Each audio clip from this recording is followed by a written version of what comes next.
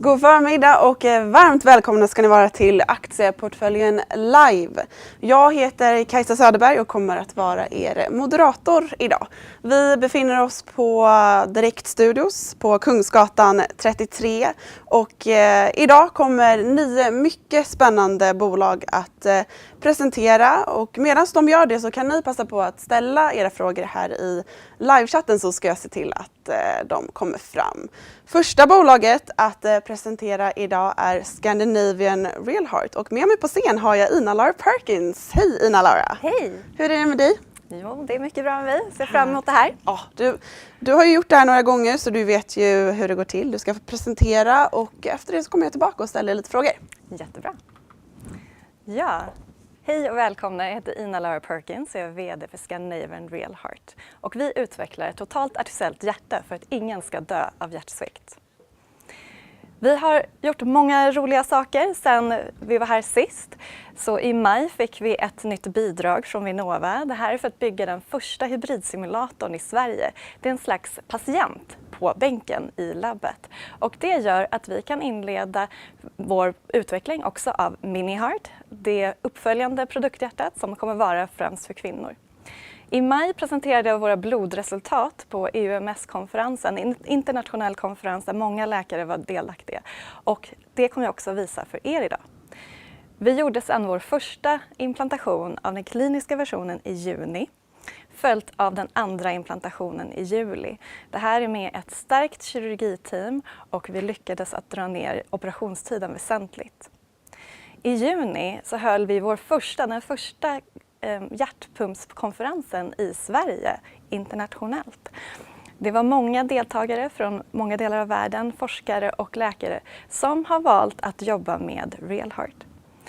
Vi har också anställt en ny finanschef, Jonas Barkasvari, och han började i augusti. Sedan i september var det en till konferens. Och det som var så roligt med denna var att det var våra nya teammedlemmar som började förra året som nu alltså redan har kunnat presentera resultat på internationell konferens. Vi fick också motta ett pris. Det här är ett International Exchange Award och det är för vårt samarbete med University of Bath. Till sist så presenterade jag på Fokus patient förra veckan. Där var bland annat presidenten för ISHLT delaktig samt vdn för Global Heart Hub. Och det här är många viktiga organisationer, dels patientorganisationer, dels intresseorganisationer som nu följer arbetet med Realheart. Realheart grundades 2007 av läkaren Asad Najjar och vi är listade på Nasdaq First North Growth. Vi har tre sajter, dels i Västerås där vi sköter vår produktutveckling, dels i Stockholm där vi sköter våra blodtester och i Australien där vi gör utvecklingen av vår styrenhet. Vi har 12 anställda och hittills har vi tagit in 18 miljoner euro i riktade emissioner.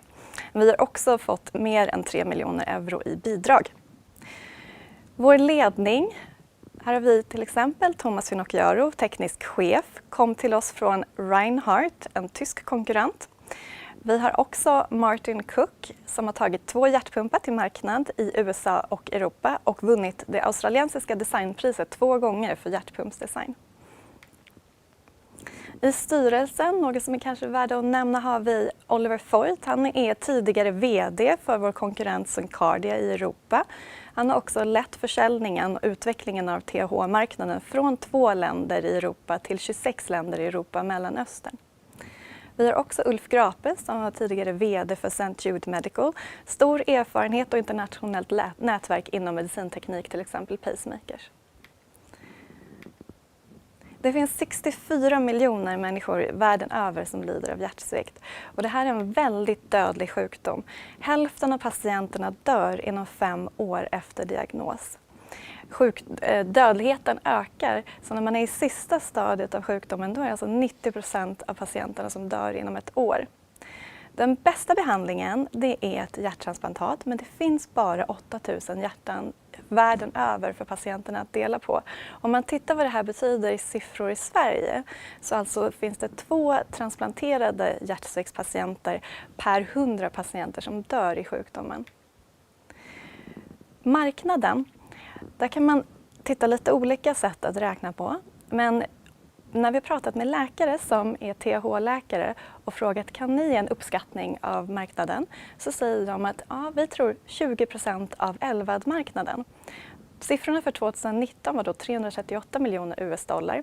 LVAD-marknaden växer med 9% per år, vilket skulle innebära 816 miljoner US-dollar 2027. Men ett annat sätt att titta på det är att se hur stor är försäljningen för Syncardia idag. Ja, då är det ungefär 130 TH per år, vilket inte är en stor mängd. Men den här produkten utvecklades på 70-talet och det finns många brister med teknologin. Så om vi räknar istället på hur många kan vara i behov av ett artificiellt hjärta, då kommer vi till ungefär 130 000 TH per år, alltså 1000 gånger större marknadspotential än dagens säljsiffror. När man har hjärtsvikt, då medicineras man först, så man får läkemedel som lindrar symptomen, men de hindrar inte sjukdomen från att fortsätta. Man kan också ha problem med hjärtrytm och då får man en pacemaker, eller så kan man ha problem med hjärtstopp och då får man en implanterbar defibrillator. Har man svikt på ena sidan av hjärtat, då får man vad som kallas en vänsterkammarassist.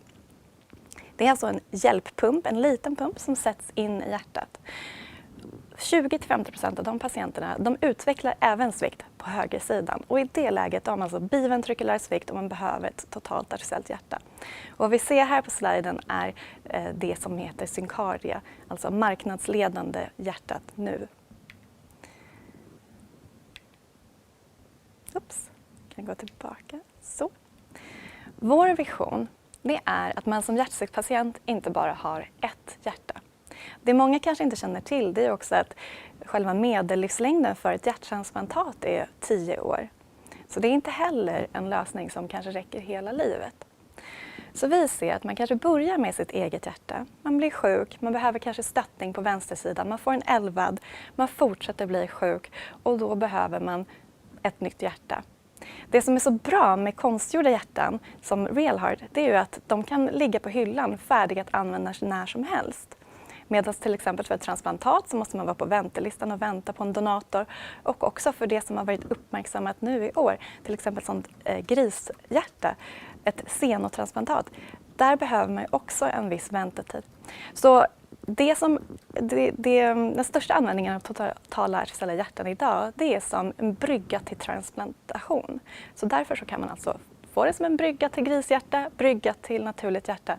Men även om det här är vägen till marknad, att först gå in och stötta patienter på väntelistan, så är hjärtat designat för att man ska använda det som en destination therapy, permanent behandling, och alltså istället för ett hjärta. Så det är det som vi försöker göra, alltså hjälpa de patienterna som aldrig kommer att kunna få ett transplantat. Om vi tittar på hur konkurrenssituationen ser ut och hur vi förhåller oss gentemot konkurrenterna, så har vi alltså Syncardia som är tillgängligt i USA och det är det som används längst. Sen har vi sedan 2021 ett nytt hjärta på marknaden som heter CarMat och det har CE-märke och de är i kliniska prövningar i USA.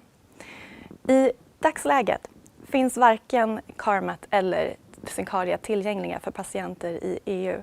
Så just nu är läkarna desperata för nya lösningar. Det är av olika anledningar som de har fått problem med sitt CE-märke. För CarMat gäller det tekniska problem i produktionen, i uppskalningen av produktionen. Och för Syncardia så gäller det regulatoriska problem. Så om vi tittar då, Syncardia som används längst gentemot oss och konkurrenterna, så Syncardia drivs av tryckluft. Det gör att det är ett konstant ljud. Och använder man istället direktverkande el så blir produkten tyst, vilket vi, CarMat, Bivacor och Realheart gör. Syncardia har också 2 tjocka slangar som går in på magen. Vi har bara en tunn slang. Den här tryckluftsdrivern för Syncardia väger 6 kilo. CarMats driver väger 3 kilo. Bivacor har vi ingen uppgift om. Och vår driver kommer väga max 2,5 kilo. Så vi tittar också på hur vi kan få ner den här vikten ytterligare. Batteritiden är väldigt bra med vår produkt, vilket vi har uppmätt i våra tester. Och det är 12 timmar, alltså 4 gånger mer än Syncardia, 3 gånger mer än CarMat. Och det här beror på att vår lösning är väldigt energieffektiv. Pumpstorleken är väldigt bra för Syncardia och Bivacor. Det är små pumpar. Gör man en positive displacement pump, vilket är alltså en sån här pulserande pump som vi gör, då blir produkten större. Men fördelen gentemot Carmat är att vi har 2 pumpar. Så vi kan alltså anpassa inplaceringen i bröstkorgen efter patientens unika anatomi. Blodkompatibiliteten, alltså hur pumpen hanterar blodet, där har vi testat jämfört med Syncardia. De testerna kommer jag visa. Men vi har inte någon uppgift om hur Carmat eller hur Bivacor förhåller sig med mänskligt blod jämfört med Syncardia. Hur man producerar produkten, där jobbar vi väldigt mycket med att göra det här enkelt och automatiserat där det är möjligt. Till exempel med Syncardia så tar det 1 år för en tekniker att lära sig att installera membranet. Och vi har vunnit ett bidrag med Realheart om att kunna göra en automatiserad membranproduktionsprocess. Även om vi redan idag kan göra det här för hand så handlar det om att kunna skala upp på ett bra sätt. Vi har en sensorbaserad self-reglering, alltså det betyder att självregleringen betyder att vi kan matcha kroppens behov med det blod som hjärtat pumpar. Och vi är det enda hjärtat som har förmak, vilket ger oss en komplians. Och när det gäller fysiologisk pulsatilitet så pumpar vi som det naturliga hjärtat. Och det är vad som gör att vi skiljer oss gentemot Carmat där de pumpar på vänster och höger sida. Det är 4 success factors som driver oss. Vi ska vara bra mot blodet, vi ska vara bra mot kroppen med ett fint pulserande flöde som kroppen är van vid. Vi ska ha bra yttre faktorer så patienterna har god livskvalitet och det ska vara enkelt för kirurgerna att implantera. Oj, nu går tillbaka. Så kommer den här igång nu. Den videon verkar inte fungera. Men då går vi till den här videon. Så precis som det mänskliga hjärtat så är Realheart en vänstersida och en högersida. Det finns 2 förmak och 2 kammare, ventriklar. Däremellan finns det ett AV-plan och varje gång hjärtat pumpar så rör sig AV-planet neråt. Precis som i det mänskliga hjärtat. Och vi kan även kontrollera 3 faktorer. Pulsen, slagvolymen och procentsystole, precis som naturliga hjärtat. Och när vi kontrollerar vänster- och högerhalvan så kan vi göra det oberoende av varandra så vi kan uppnå vad som kallas för en höger-vänster-balans. Och det är flera produktfaktorer som gör att vi är unika jämfört med konkurrenterna. Som till exempel att vi har jättebra konnektorer som är patenterade, som är enkla att sätta in för kirurgerna. Vi har trycksensorer i förmaken som gör att hjärtat känner av hur mycket blod som kommer in och reglerar hur mycket som ska pumpas ut. Vi har 2 pumpar som gör det enklare för kirurgerna att sätta in pumpen i kroppen. Patentportföljen är stark, vi har 8 patentfamiljer, vi har skydd till 2037. Det täcker inte bara Realheart THH utan även andra spin-out-produkter. Realheart THH täcks i 2 lager av skydd och i flera länder, däribland i USA, en viktig marknad. Vi har även produkter som skulle kunna vara spin-off som till exempel sternalprotesen. Och vidare kommer jag visa i vår produktportfölj så satsar vi först och främst på Realheart THH som nu är prekliniska studier i djur och i blod. Och den här har vi visat passar in i alla de män som vi har testat virtuellt, alltså digitala tvillingar av riktiga hjärtsaktspatienter som är målgruppen. Men den passar inte in i kvinnorna. Och då har vi planerat att vi gör mini-heart som är ämnat för kvinnorna och det har vi nu börjat med i den här virtuella implantationsstudien att ta reda på hur stor ska mini-heart vara för att passa in. För att kunna leva ett normalt liv med ett konstgjort hjärta så vill man ju inte ha någon sladd som kommer genom huden. Vi tar inte den produktutvecklingsrisken nu utan vi fokuserar på att göra det bästa hjärtat som ska komma ut på marknaden snabbt eftersom att det just nu inte finns någonting i Europa. Men som ett nästa steg, eftersom att vi är så energieffektiva med vår lösning, så kommer vi att göra en sladdlös version som kallas för Realheart TETS. Vi kan även använda en pump som en pulsaterande vadd, en L-vadd, vänsterkammarcyst, hjälppump. Och det här har vi visat i en djurstudie att det går att använda en pump. Det är inte vårt fokus nu men den möjligheten finns i vårt patentportfölj. och även att kunna använda en pulserande ECMO eller hjärt-lungmaskin. Det är också skyddat i vårt patent, men vi väljer inte att fokusera på det nu. För att ta oss till marknaden så uppskattar vi att vi behöver 400 miljoner kronor. Och ungefär hälften av det här satsar vi på att det ska komma från mjukfinansiering. Vi är nu i kroniska djurstudier. Vi har passerat vår första milstolpe med 24 timmars överlevnad. Och vi jobbar också med blodtester och uthållighetstester. Allt det här är vad FDA kräver av oss för att kunna ta oss vidare till kliniska prövningar. Sedan planerar vi en liten klinisk prövning 2024, First in Human, följt av en lite större och då marknadslansering i Europa och efter det USA 2025-2026. Vi satsar som sagt för att så mycket som möjligt ska komma från mjukfinansiering. Och hittills har vi tagit in 3,9 miljoner euro med olika bidrag. Och ett av dem är det här EIC Accelerator. Där är vi alltså också nominerade till 15 miljoner euros investering av EU. Nu väntar vi på att få höra om ett bidrag som vi har ansökt om. Så att inom en månad så kommer vi få svar på 3,6 miljoner euro. Det är ett bidrag som i sådant fall kommer att betalas ut till akademiska institutioner som vi samarbetar med. Så det är inte direkt in i vår kassa, men det kommer att vara bra för våra kostnader. Och även det som kallas för en R&D tax credit från Australien där vi har ett dotterbolag som fokuserar på styrenheten. Och det här innebär alltså att vår burn rate ser högre ut än vad den egentligen är eftersom att vi först betalar för kostnaderna i Australien och sen får tillbaka det här R&D tax credit. Vi samarbetar med väldigt många internationella organisationer, däribland 7 universitet. Och till exempel är det också Realheart, ett företag i Europa som har över 30 års användning av kliniska hjärtpumpar. Och de som gör insidan av Realheart, så de har ju sin egen produktion i Berlin, eget renrum och alltså över 30 års erfarenhet från patienterna. När vi gör de här samarbetena, vad det är vi fokuserar på är alltså att det ska vara kompatibelt, det ska passa in bra i kroppen och funktionera bra med mänskliga kroppen. Det ska också passa ihop bra med blodet och vara skonsamt med blodet.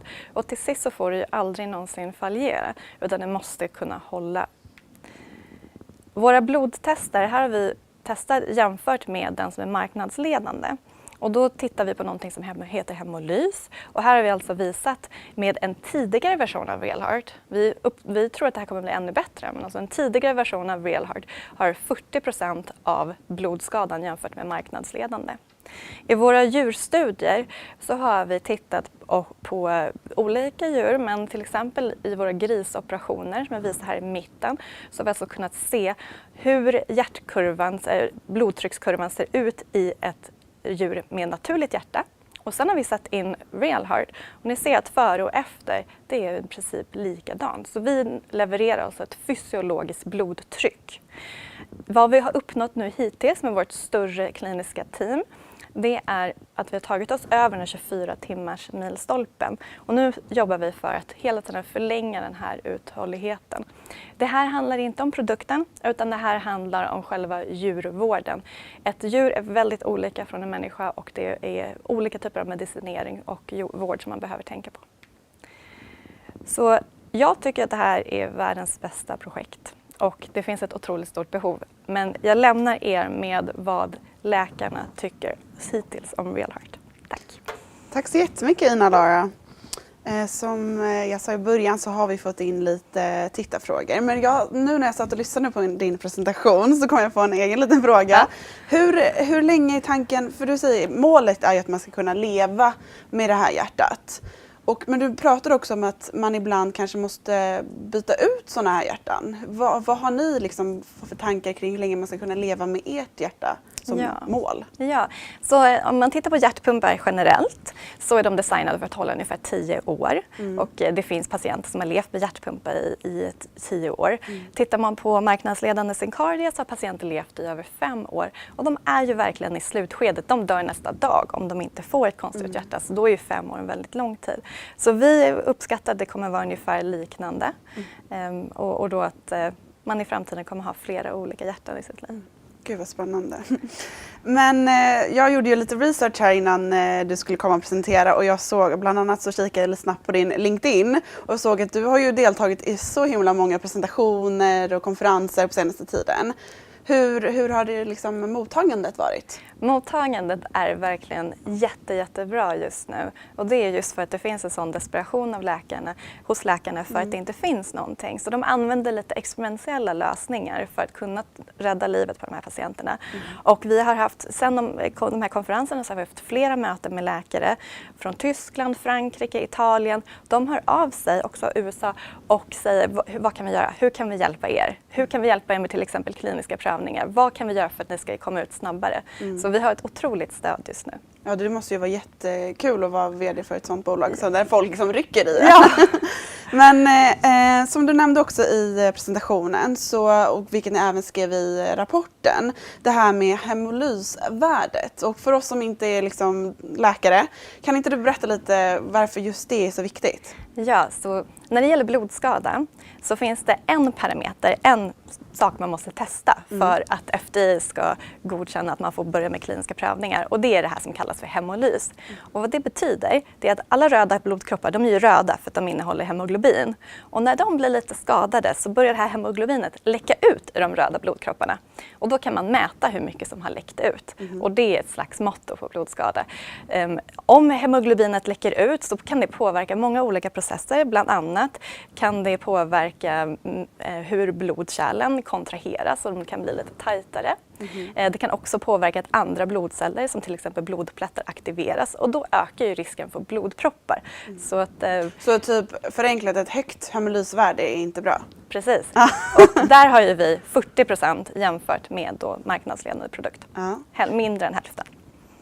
Vi har fått en tittarfråga här. En person som undrar, ni är ju unika med att ni har 4 kammare, om jag förstått det rätt. Ja. Och tidigare har man bara gjort 3 kammare.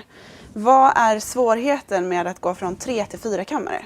Så tidigare har man bara gjort 2 kammare. 2 kammare. Så om man tittar på Syncardia så finns det bara 2. Alltså vi har ju förmak och kammare i människohjärtat och det är precis det som vi har kopierat också. Medan andra produkter, de har bara de här kamrarna. Och det som är viktigt är att blodet ska komma in till hjärtat för att kunna pumpas ut. Och då, om man har ett förmak så har man liksom en insamlingsreservoar. Och det här hjälper till för att hålla ett bra blodflöde och för att se till att det inte blir något som kallas för liksom, en vakuumsug. Det är väldigt farligt. Om det blir ett sug där hjärtat interagerar med kroppen så kan det leda till att liksom, det brister i sömnad och det blir blödningar till exempel. Okej. Förstår.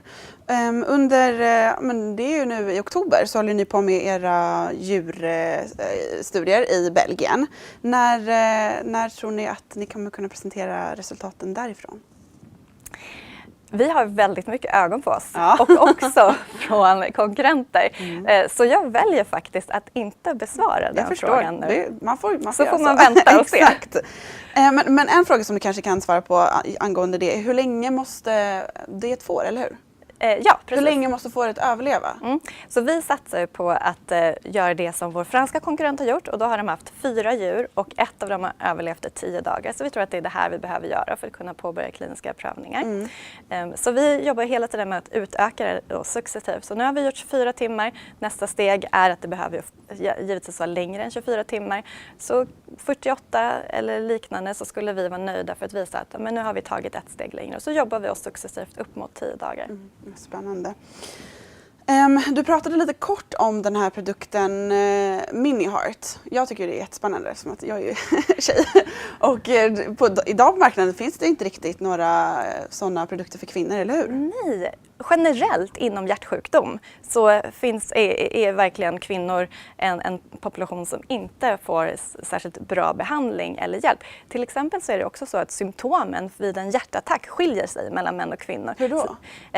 Så en man kanske då får smärta i vänster arm om man tänker det är ju hur exakt. Det är en klassisk grej att man ser på serier när de får. Men kvinnor får ju andfåddhet, hjärtat kan rusa och bara en generell sjukdomskänsla, vilket gör att det är många kvinnor till exempel i USA som skickas hem med anti-anxiety medication. Jag tänkte säga det lite som att man får en ångestattack. Ja, samma precis. symptom precis. Och det är ju det som då sjukvården tolkar. Så det finns många kvinnor som mitt i en pågående hjärtinfarkt kan skickas hem med just anti-anxiety medication. Så vi jobbar ju mot också kvinnoorganisationer som det här med Women Heart. Så vi har träffat vdn för Women Heart, eller med Global Heart Hub som är patientorganisation som har en styrelseordförande som är kvinnlig hjärtsäckspatient, transplanterad och stöttar oss i vår utveckling för att vi ska se till att vi får det här mini-heart ut på marknaden. Rent krasst, är det liksom för att intresset är inte lika... För jag tänker att marknaden borde vara lika stor. Ja. Det finns ju ungefär 50-50 män och kvinnor. Nej, men det kommer ju från en teknologisk synpunkt först, att det är alltid enklare att göra lite större. Och när man tänker på blodhantering och så vidare. Och sen så då miniatyrisera. Så det är den vägen som Syncardia gått. De gjorde först ett större, sen ett mindre för kvinnorna. Och vi satsar på samma väg. Ja. Så vad spännande. Vad är fokus för dig just nu? Det är att fortsätta bygga vårt team. Vi har ett fantastiskt team nu med kompetens från hela världen och inkluderar Jag har gjort nyligen ganska många rekryteringar, eller hur? Ja, precis. Så att det fortsätter att bygga det här teamet, få en bra sammanhållning och rekrytera mer spetskompetens. Ja, jag förstår. Men du Ina-Lara, tack så jättemycket för att du kom hit och jag önskar er givetvis all lycka till. Tack. Och till er där hemma, vi ska ta en väldigt kort paus och när vi är tillbaka så har vi med oss Prebona i studion.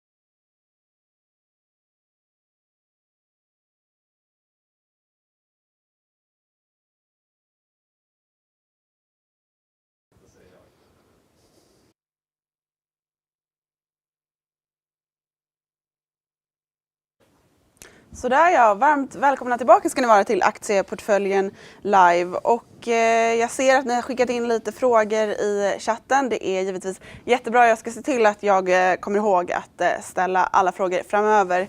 Med mig nu i studion har jag Patrik Bernstein, du är vd på Prebona. Varmt välkommen hit! Tackar!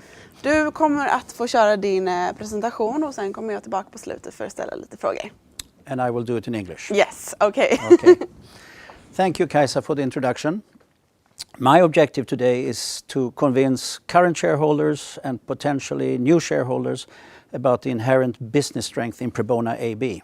And I start with 3 statements.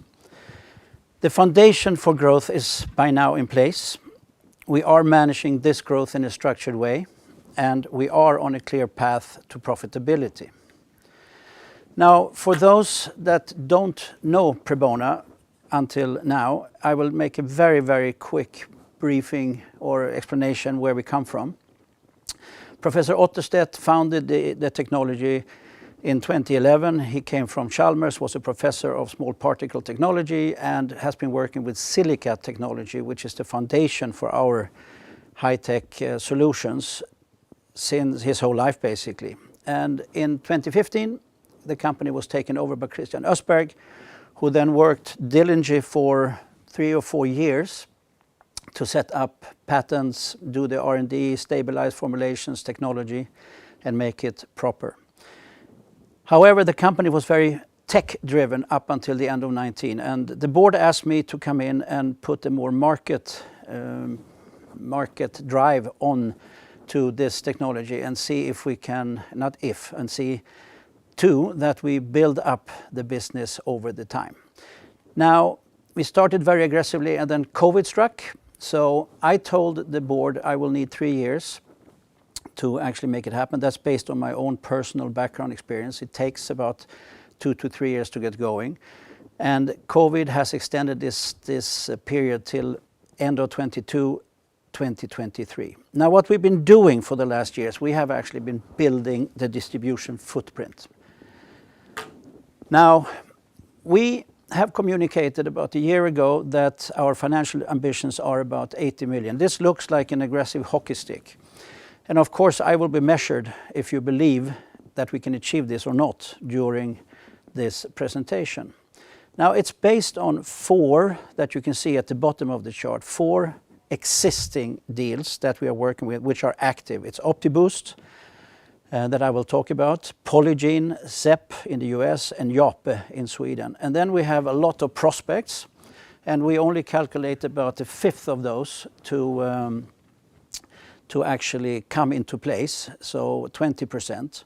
And as we communicated this morning, we will more aggressively actually work with our own brand portfolio, starting in, we have started, but we will do it more aggressively in 2023. Now, I need to talk shortly about technology, but I would like those that get intrigued by it to look more at our homepage, prebona.com. But to give you the gist of it, what we do and what Professor Otterstedt actually managed to do, he found a way to attach atoms and molecules onto nano-sized silica particles. So basically what we do is we functionalize silica particles. And by doing that, we can achieve actually different properties such as odor elimination, surface protection, nutrition solutions, or disinfections. Depends on how we combine these two materials, silica and various active ingredients. This makes us extremely unique, and that's obviously why we have a patent. And the patent is very important because when we work with the biggies, the huge companies, the first thing they check is, are we patent protected? Otherwise, they won't even spend time with us. So that's very positive. We are extremely versatile, and we are environmental friendly. And that has to do with the fact how we use nature's own material in our technology. Now, as you can see on this chart, it says game changing. And I have seen a lot of companies that actually go for game changing. How can we explain game changing? And how can we explain that we are truly game changing? I've used this slide for about a year now because we had to find a way to tell the R&D departments why we are different and how we are different. And this is all public information. So I compare ourselves with one of the biggest brands in the world, Microban, who offer 24-hour bacterial protection, keeps killing 99.9% of bacteria. And you can see in the more reddish, or I should say, whatever the color is, pinkish, what they are using in terms of ingredients. Now, we have a surface disinfection called Prebona Disinfect K. We achieve the same and more with 99% of deionized water that has been mixed with about 1% of these nano-sized silica particles, and then we add 2 active ingredients, in this case copper sulfite and cinnamon as an active ingredient. And we achieve actually the same, but not only bacteria, we also achieve fungi and virus, and using international tests to prove this. So this is not test done by us, it is test done by independent test institute. Now, Microban has been around for, I don't know, centuries almost, and we just starting out, but we have an enormous opportunity. But you can take this example as a measurement for everything we do, actually. We have the same small level of ingredients in any kind of formulation that we do. I mentioned versatile, and when I show this chart, there are so many experts, hopefully also in the audience, that will say, oops, how can a small company like Prebona be in all of these business areas? Where is your focus, Patrick? Or where is your focus, Prebona? And this is really important to understand.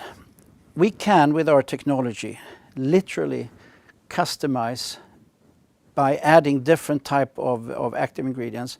So we create odor elimination effects, surface protection effects. We do medical solutions, disinfection, odor reduction within stoma and wound care, and we do agricultural nutrient solutions for roses and cuttings. So this is really important to do. We do not do the sales and the marketing within these areas. The only thing we do and concentrate on is our formulation, and that is our inherent strength. And that's what we really build our future on. So, what have we achieved then? I mentioned initially we're working on the distribution footprint.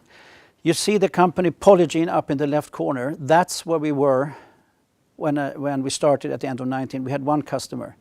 Today we have, these are not all, but these are the ones that are currently active that we display on the homepage. There are some we are not allowed to display on the homepage yet, but these we are. And then on top of that, you see the little box. We have in total 4 non-disclosure agreements, NDAs, with 4 global players that we are not allowed to talk about. The top is within paints and coatings. And both of those companies are within the top 5 of the world in terms of size and market dominance. 1 is in Asia, 1 is in the US. And there we are doing trials and testing with very interesting results. And I expect business maybe end 23, early 24 within that segment. And then we have surface treatments and surface protection, where we today already are working with, for example, Jape in Sweden. But these are global companies that are looking at our DuraClean formulation right now and testing, and also there we expect to go into business 23, 24. Now, extremely important is that all of these have been achieved under the strategy we set out at the end of 2019. We were both addressing B2C and B2B at that time, and we said with a small company size we need to focus, and we need to focus properly, and we need to be ingredient brand or private label, maybe easier to explain. In some, actually, we are an ingredient in a formulation, like in the paints, but on the other ones, like Sepp, Jape, and some others, it's actually private labeling. Now we claim they're powered by Prebona. So from my point of view, from my perspective, this is part of building the distribution footprint, and we have been successful, and there is more to come. Now I need to focus, because this presentation today is more targeting towards sales instead of technology. And I need to dig in, and I want to dig in to some of these customers, the bigger ones that I mentioned initially, that are driving our future sales. So let's look at OptiBoost, OptiCept, and Syngenta. We joined with them about 2 years, and here COVID certainly delayed, but we are really up and running now. And the split of responsibilities within this segment is Opticept has developed a fascinating hardware, a vacuum method where you can put flowers in. We do the nutrient solution, so we give the nourishment to the flower, and through the vacuum process, basically we boost the flowers. That's why it's called OptiBoost. We boost the flowers with this technology. And Syngenta, as a global brand, has looked at this intensely, been working now with us all the way, and they are responsible for the marketing and the sales. And our vision is, of course, that we will be part of a change of the flower industry. Now, this is a little bit small to see, but what happens is that we boost the quality of roses. Now we're talking roses initially, but the technology is absolutely potent for other flowers. And I mentioned rootings for eucalyptus woods and stuff, where we also have started now our road together with Syngenta and Opticept. But at the end of the day, I will show you a chart, and excuse the mess, it's a little bit messy, because there are many numbers. You don't have to remember the numbers. What I want to say with this one, the business of roses, this is only roses, is enormous. It's billions of roses that are being cut every year. And at the end of the day, it's a logistics business. You can see to the left, you have a map of Holland where everything is being centered in Holland and then shipped across Europe at least. You have Miami on the other side, where you come from South America. There's a lot of business in Europe coming from Kenya and Ethiopia. But I highlighted Colombia and Ecuador, which is our South African market, where Syngenta and Opticept now have managed to secure partnerships with Elite Flowers, Grupo Funza, and EQR. That has been communicated to the market. I'm not sure that everybody understands the inherent potential. You can see that EQR cuts 128 million roses every year, and Elite 400,000, and Funza 88,000 or 86,000. And they are of course working with to get more and more of these. And once the commercialization phase starts, the business potential is substantial. Another new partner, really exciting. We were just allowed to communicate that it is Jape, and Jape is taking our DuraClean into their own, and this will be launched in Q1 2023. We will see the turnover this year because they have to fill the bottles and all that. And Jape has about 1,300 distribution points in Sweden and Norway. We don't expect to have all of them in the first year, but we do expect to have a big chunk of them. Polygiene, you probably know the best. What is really exciting there, for me, Polygiene is a perfect example how they are taking our technology and marketing it in a very, very smart way, environmental friendly. And it's all about odor control, which you need if you want to have fulfill their strategy, wear more, wash less. And finally, SEP. SEP is, we're really proud of. It took over 2 years to get the business with SEP going.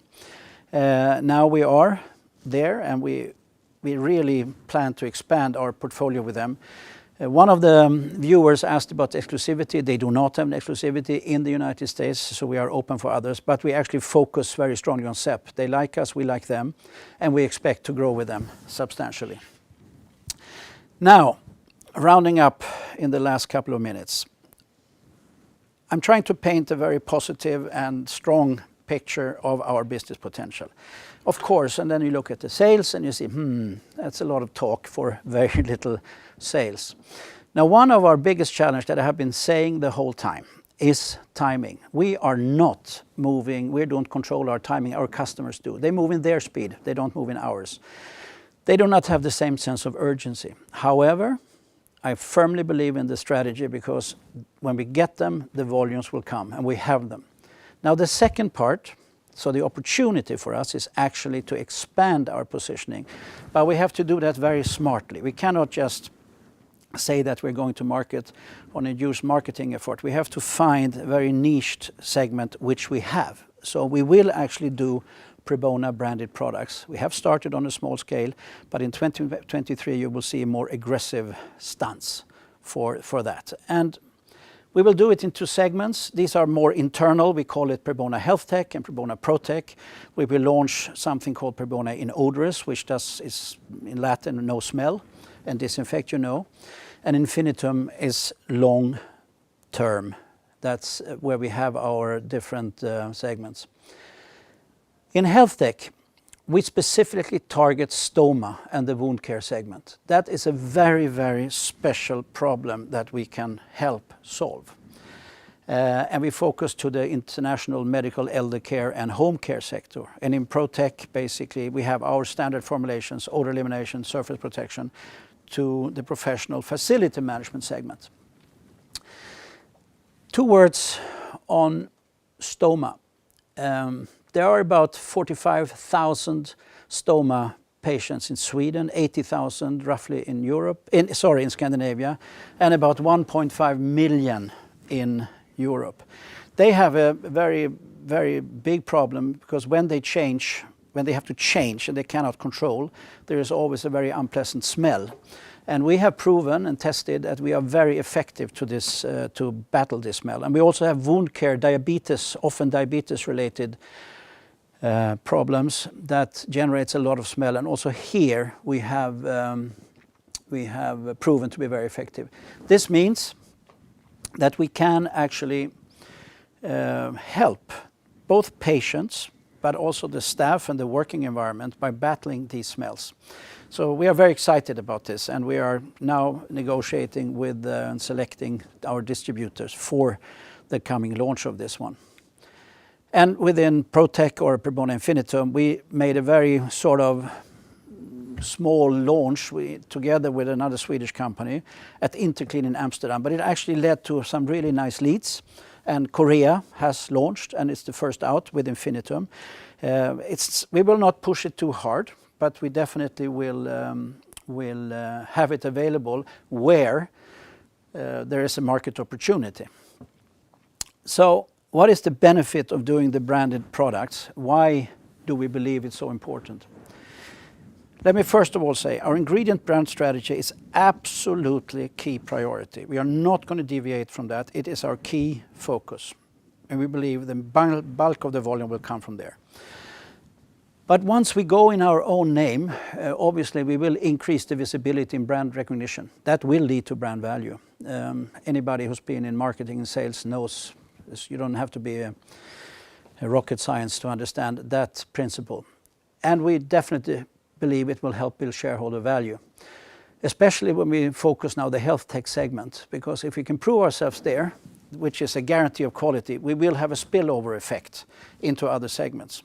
So that's one of the reasons why we do it very specifically, and obviously the distributors that we work with will do most of the marketing and sales. And maybe last, we will definitely increase our chances to control our own destiny in a different way. So in total, and my 20 minutes in the spotlights are basically over, and Kajsa will soon ask me a lot of questions, I hope. You have to measure us, Prebona, me, about these things. I hope I managed in these 20 minutes to prove to you that the foundation actually is in place. We are managing the growth in a structured way, and we are on a clear path to profitability. Over to Kajsa. Thank you very much, Patrick, for that presentation. Well done. Good. Thank you, thank you. So, I want to start up with the last slide that you mentioned. You're going to turn it into Prebona branded products more. What's the biggest challenge doing that kind of change within your company? The biggest challenge is not to make it into a mass market consumable, because there are totally different rules on doing that. And that's why I really want to point out to shareholders and to everybody that we are not deviating from our core focus priority ingredient brand strategy. So that's why we are choosing very small specific segments where we can work with. We will probably work with one distributor in Scandinavia, and then we will find a global player in the second step outside of Scandinavia. That's the strategy. But it's not so that we now are going to be a L'Oreal or we're going to be a Nike or something like that. But it will be under our own brand name. That's the key here. And why is that the right choice for you guys? Well, like I said, I firmly believe it will help build the reputation for Prebona, especially, like I said, if we are successful in the health tech segment. So we expect to have a spillover effect here. But it will, well, I can't talk too much about it. We have proven, we have done a lot of testing, and there's a lot of excitement because we actually do solve the problem. But let's say 45,000 stoma patients in Sweden, you know, if we get 10,000 of them, they need a product that is daily. That is already, in terms of volumes, substantial business for us. So very targeted, very specific. Understand. And like you mentioned, you have your business is within 4 different areas. Could you say which one of those areas is performing the best? Or where No, I can't. Actually, the cool thing is that, and this is also about risk management. Basically, what many companies actually do wrong, they find one big company and then they go all in, and then they change strategy, and then you're standing there. So, for me, it's really important to be in all of these. You know, that's where this question about focus comes all the time. But I hope I managed to explain that, how we can battle that. So, from my point of view, it is. I hope I answered it correctly. I understand. You're focusing on all of the 4 different areas, and they're equally as important. Down the road, maybe I should say, down the road, if we are successful, not if, when we are successful with OptiBoost, in terms of business potential, I think that definitely has a huge potential. And OptiBoost was the one about the flowers. The flowers. Yes, flowers and cuttings, so rooting systems, which you also can do vacuum boosting with, and that will actually increase and speed up the rooting, so that eucalyptus trees, quick moving trees, this is, you know, top line in the environmental sector, that you can actually speed up the process, but in a natural way, not through chemicals, in a natural way, nutritions, and this vacuum process. So, I mean, let's say medium term, I do think OptiBoost has really big potential, but all the other ones definitely. Interesting. We have also a question about, this is I would say this is kind of a different area, but apparently you're doing in vivo studies regarding antibiotic resistance. This sounds really interesting because I know that's a huge problem, antibiotic resistance. Can you just tell me a bit about this? Yes, I could, but I will not, because we will talk about this coming up during this year. We are currently doing the 4th round of testing, looking very promising, but I choose on purpose not to put it into this presentation. We have Prebona Healthcare, and the current investors are very aware of this one. And we are doing it with Uppsala and Malmö or Lund University, where we are actually doing both of those in vivo and vitro at the moment. And we expect results, let's say, Q4. Okay. And we will communicate those. I will wait then. That was an observant shareholder who knows what he's talking about. Yeah, definitely. We will have to wait. So let's talk a little bit about the products that you have launched here in Sweden. I know that you have an anti-smell product here that you launched in all the Bauhaus stores in Sweden. How has it been received? Reception has been good. We are listed, but it's not us who are doing that. I just need to clarify. That is one of our companies called Scandinavian. They have taken on, so they buy the liquid from us and they promote it into the trade, including Bauhaus. But that's a very good question anyway, because it helps us to present this outside of Sweden. Bauhaus is a name, so we use it as a reference. So now when we're talking to our German or Turkish partners or even French partners, we can actually say, look, they believe in it, they are testing it, and they are selling well. Yeah, they know about Bauhaus. They know about it. So it's also about having reference customers, and we have focusing in Sweden. And Jape will certainly be helpful also in that respect. Yeah. So you also have the North American market, and you spoke a little about CEP. How has and I think you recently received some good news from your distributor CEP about the North American market, if I'm correct. Well, like I had in the presentation, I maybe went quick there. They have managed to secure Menards, which is a big retail chain with over 300 stores, and Canadian Tire, which is also a big retail chain, and they have a lot of outlets. Basically, you can compare it to well, I guess you can compare it to Bauhaus or something like that here in Europe.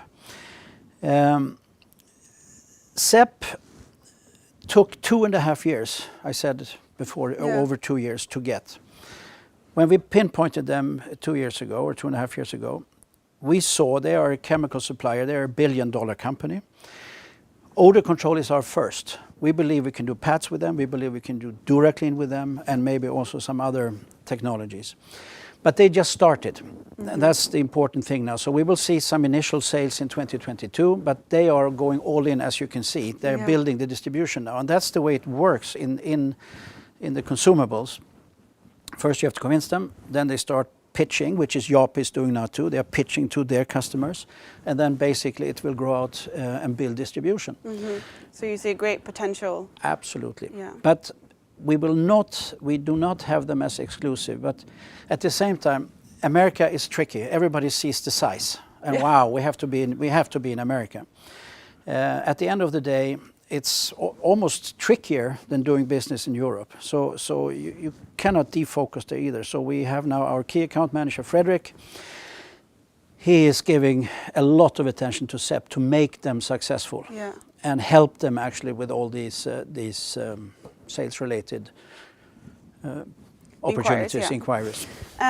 So we have about 3 minutes left. 3 minutes left, yes, I see. If you would like to what's the main reasons why one should invest in Prebona right now? The main reason is, as far as I'm concerned, and I hope I managed to explain it in these 20 minutes, the technology is amazing. That's one of the reasons why I went in at all. I'm not a chemist, I don't understand much, but when it was explained to me, the versatility and the environmental friendliness of the technology is amazing. I mean, why are we talking to some of the biggest companies in the world? We don't have the sales with them yet. They would never even look at us, look at our turnover. They are really eager, and we have NDAs with them. They are investing money in testing, their own money in testing, not our money. So there is something fascinating with this, how you can achieve it with deionized water, silica particles, which is sand, nature's own material, and you functionalize them in a smart way. That's the patent. That's what it's all about, and I think that is the key. Then it will be up to the business development team to actually build this distribution footprint, and we are 3 or 4 of us are actually working on that hard. And the moment we are getting a little bit stronger, we will mainly focus on building the key account side to do the business, to drive the business growth basically even more. It sounds like you're on a really exciting journey. It is exciting. No, I like it a lot. It's fun. I can see. Well, thank you very much, Patrick. Time is out. Time is up. And över till svenska då. Tack så jättemycket till er där hemma för att ni hänger med oss idag. Vi är alldeles strax tillbaka och då är det Fluicell som kommer att presentera. Vi ses snart.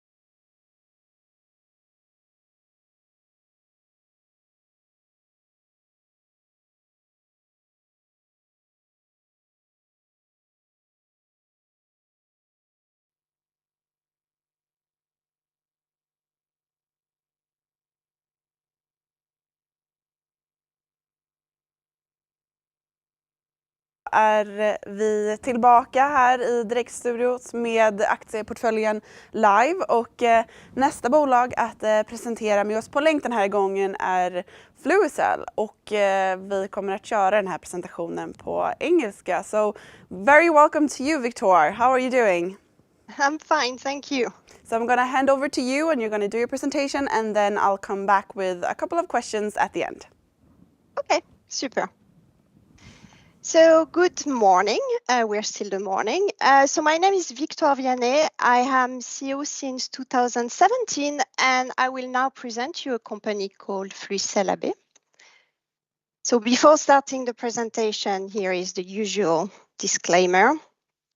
So Fluicell is an exciting life science company from Göteborg specialized in developing technology, and we are offering products and services for drug discovery, bioprinting and regenerative medicine. And we have an outstanding client portfolio in both the academia and the pharmaceutical industry. So the company was founded in 2012 as a spin-off of Chalmers University of Technology. So it is 10 years of empowering biological and pharmaceutical research from the ground up by joining biology and technology together. So all this is possible because of the use of microfluidics, which is the technology we are using behind our instrument. So Fluicell has, since the start, provided researchers with advanced tools to study biology in great detail. So here on this slide, you can see our platform called BioPen being used to study how a cell moves in response to chemical in its environment. So Fluicell turned 10 years this year, and we have isolated on this slide a few key events that has happened over the years. So these events are mostly around product launching and important grant and collaboration agreement. But more generally, the company started as a single cell technology pioneer, transforming from pure tech to therapy and disease model focused biotech company, led by our bioprinting platform called BioPixlar and a unique know-how. So we have been developing the company organically throughout the years, working on business expansion through market penetration and market development, and through innovation, through product development and earning optimization. So on the right side of the slide, this is the type of customer we have managed to attract over the years. And here we are talking about key opinion leaders, leading universities, leading research institute, and pharmaceutical company in the world. And of course, we are committed to continue increasing the number of installed base instruments by expanding our reach geographically, and by developing new applications for our product. So, and these 10 years of development and innovation has led us today to tissue-related disease lacking adequate care option and that are causing more than 20 million deaths every year. And this is what we are targeting. It's also 10 years of developing instruments positioned to advance science and drug development, where 90% of all drug candidates fail to pass clinical trial with increasing healthcare and pharmaceutical costs. And our launch product and product in the pipeline are also meeting the increasing demand from non-animal research models in the EU and in the USA through the 3R solution to replace, refine, and reduce the use of animal model. So we have solution based on 3 levels. So first, we are developing instruments for drug development and medical research. We have commercialized 5 platform products within single cell and bioprinting. All the technology behind the instrument is patent protected. Our IP portfolio is currently comprised of 17 approved patents. We have additional 10 patents which we control.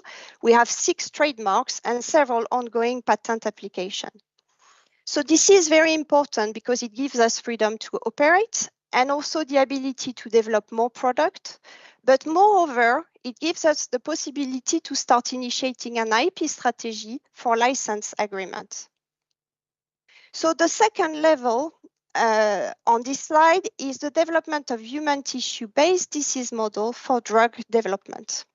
So this is an important aspect of our work being done with our bioprinting platform, BioPixlar, which you can see here as an image on the left side of the slide.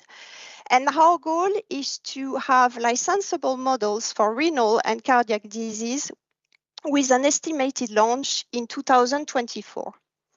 And finally, we have a third level with the development of human tissue-based transplant for regenerative medicine, within mainly the areas of cardiac regeneration and type 1 diabetes.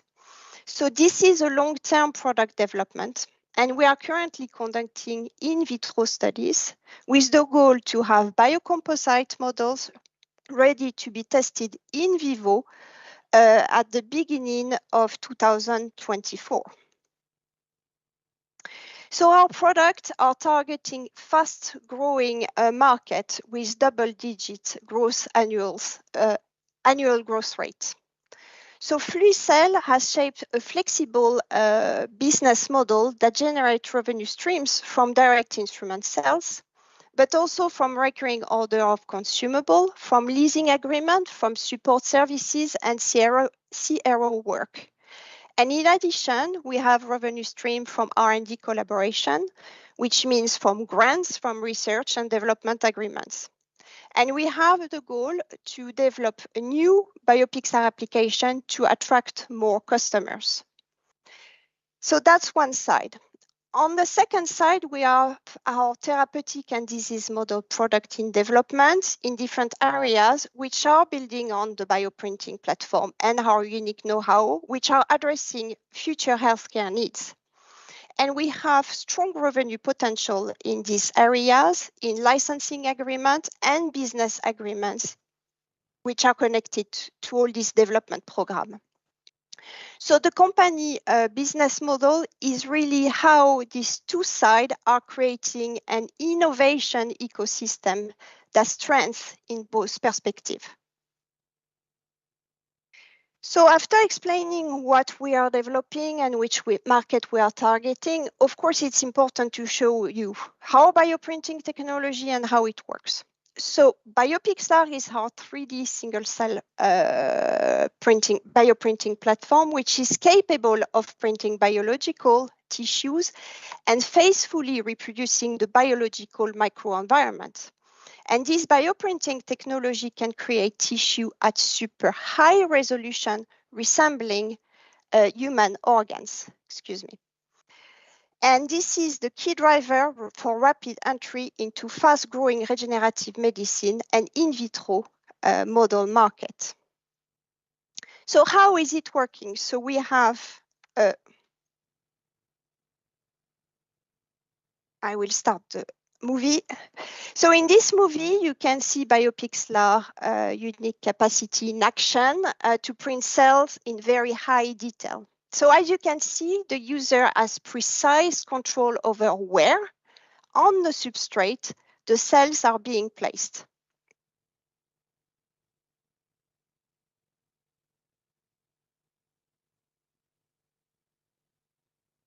So BioPixlar is an award-winning, versatile, and very easy-to-use bioprinting platform. It has been very well received. And here on this slide, you can see an example of a feedback we have received from Dr. Bertassoni, who is a rising star in research at Oregon Health and Science University. And Luis Bertassoni has been testing many bioprinters before finally adopting our instrument and using it now on an everyday basis. So, and everything I have been presenting is possible because of the fabulous employee I have in the company, because of the extremely strong senior management team and the very strong board of directors who is supporting us.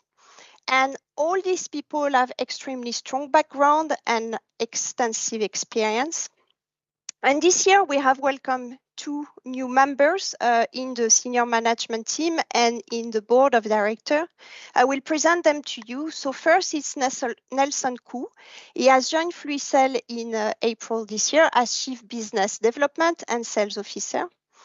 So Nelson has an extensive experience, and right now, together with the rest of the sales team, they are doing a tour in Asia to strengthen our position in this market where we see an important growth potential.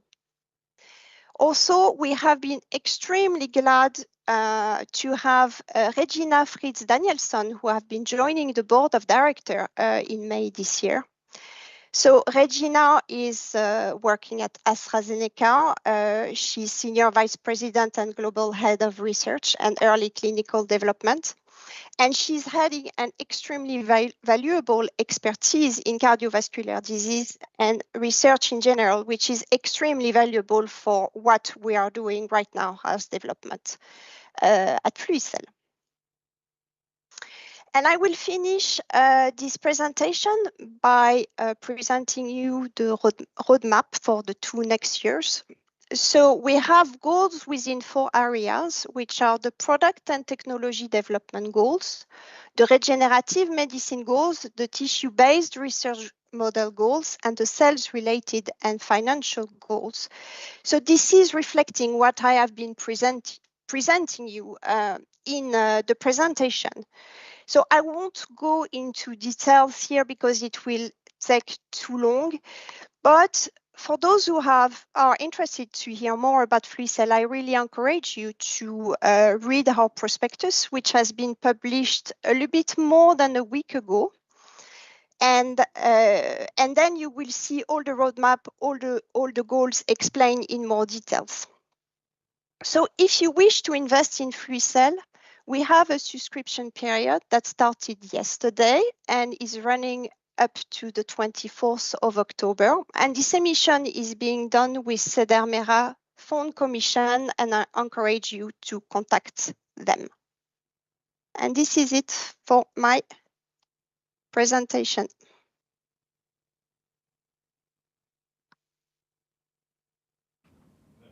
Thank you so much, Victoire, for that presentation.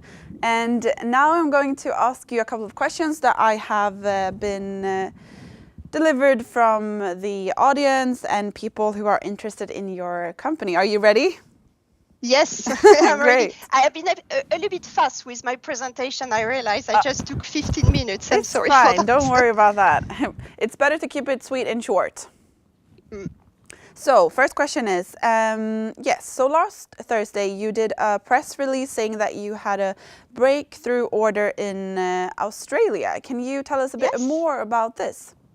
Yes, so it's an important sell because it's the first time we sell a Biopixar Air. So this product was launched earlier this year, so it's quite a new product. So we were extremely happy to receive an order from Australia.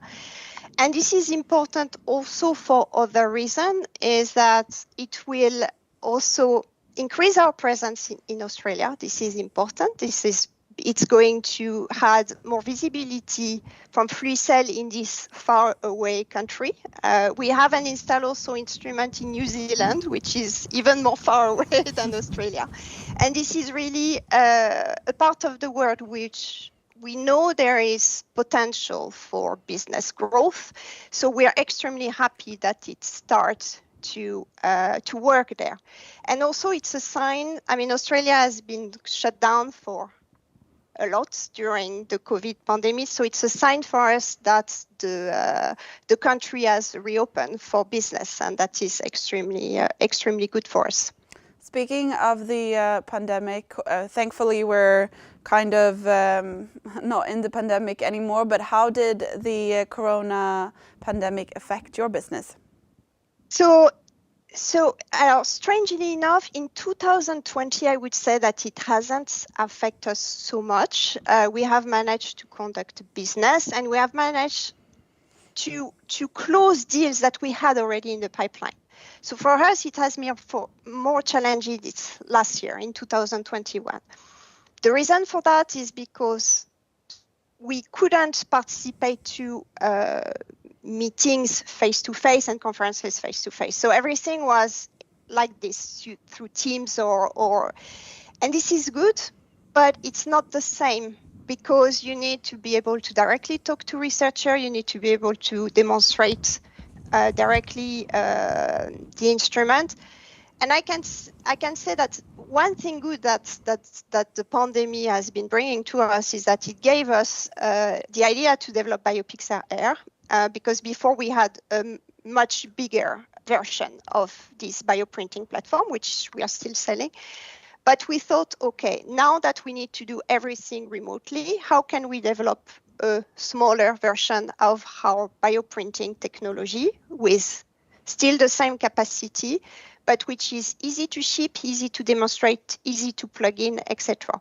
But what I would like to say is that, so last year we had several deals in the pipeline, and there was a lot of grants that were connected to those deals, and a lot of these grants has failed, unfortunately, which is outside of our, our control, and as a direct result from the pandemic. So that has been a little bit disappointing. I know it has been disappointing from the shareholders equally.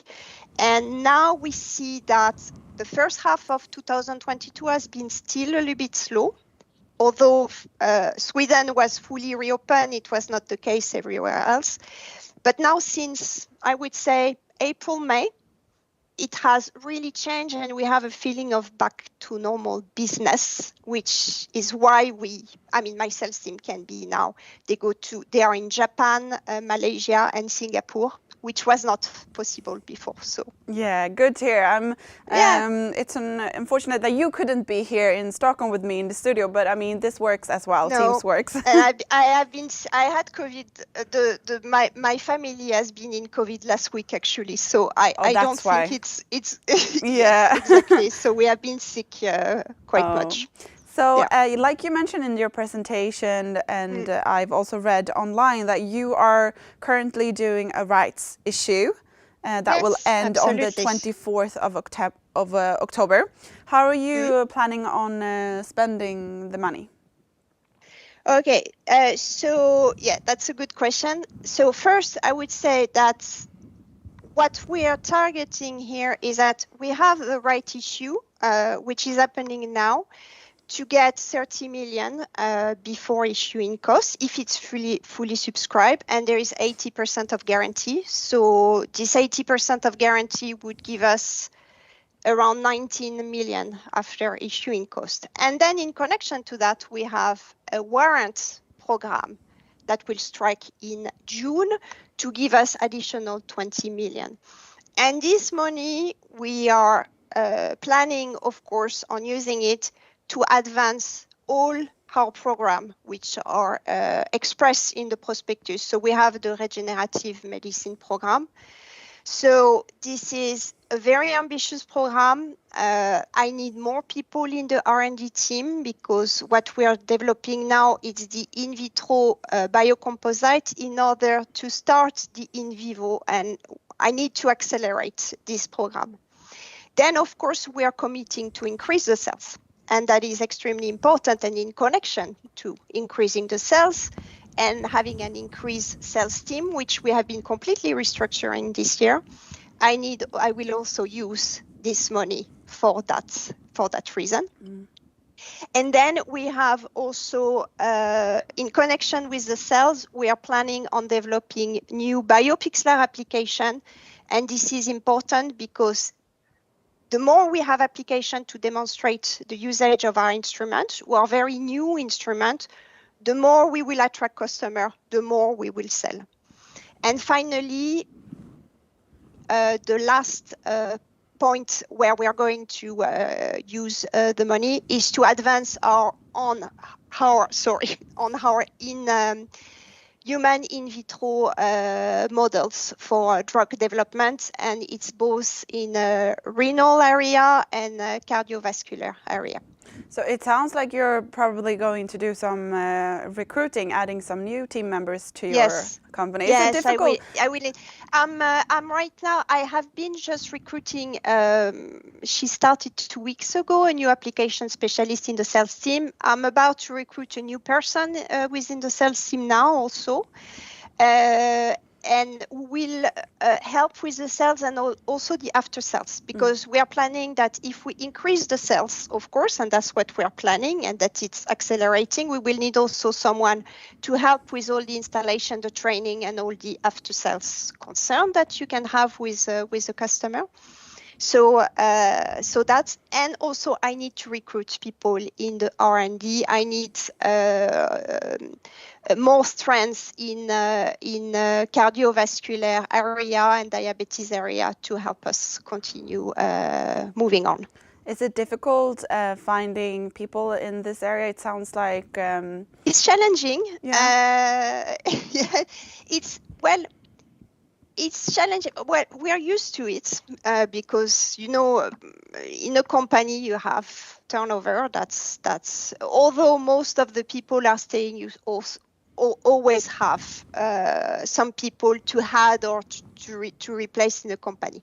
It's a little bit challenging when you start to look for very specific competence in it.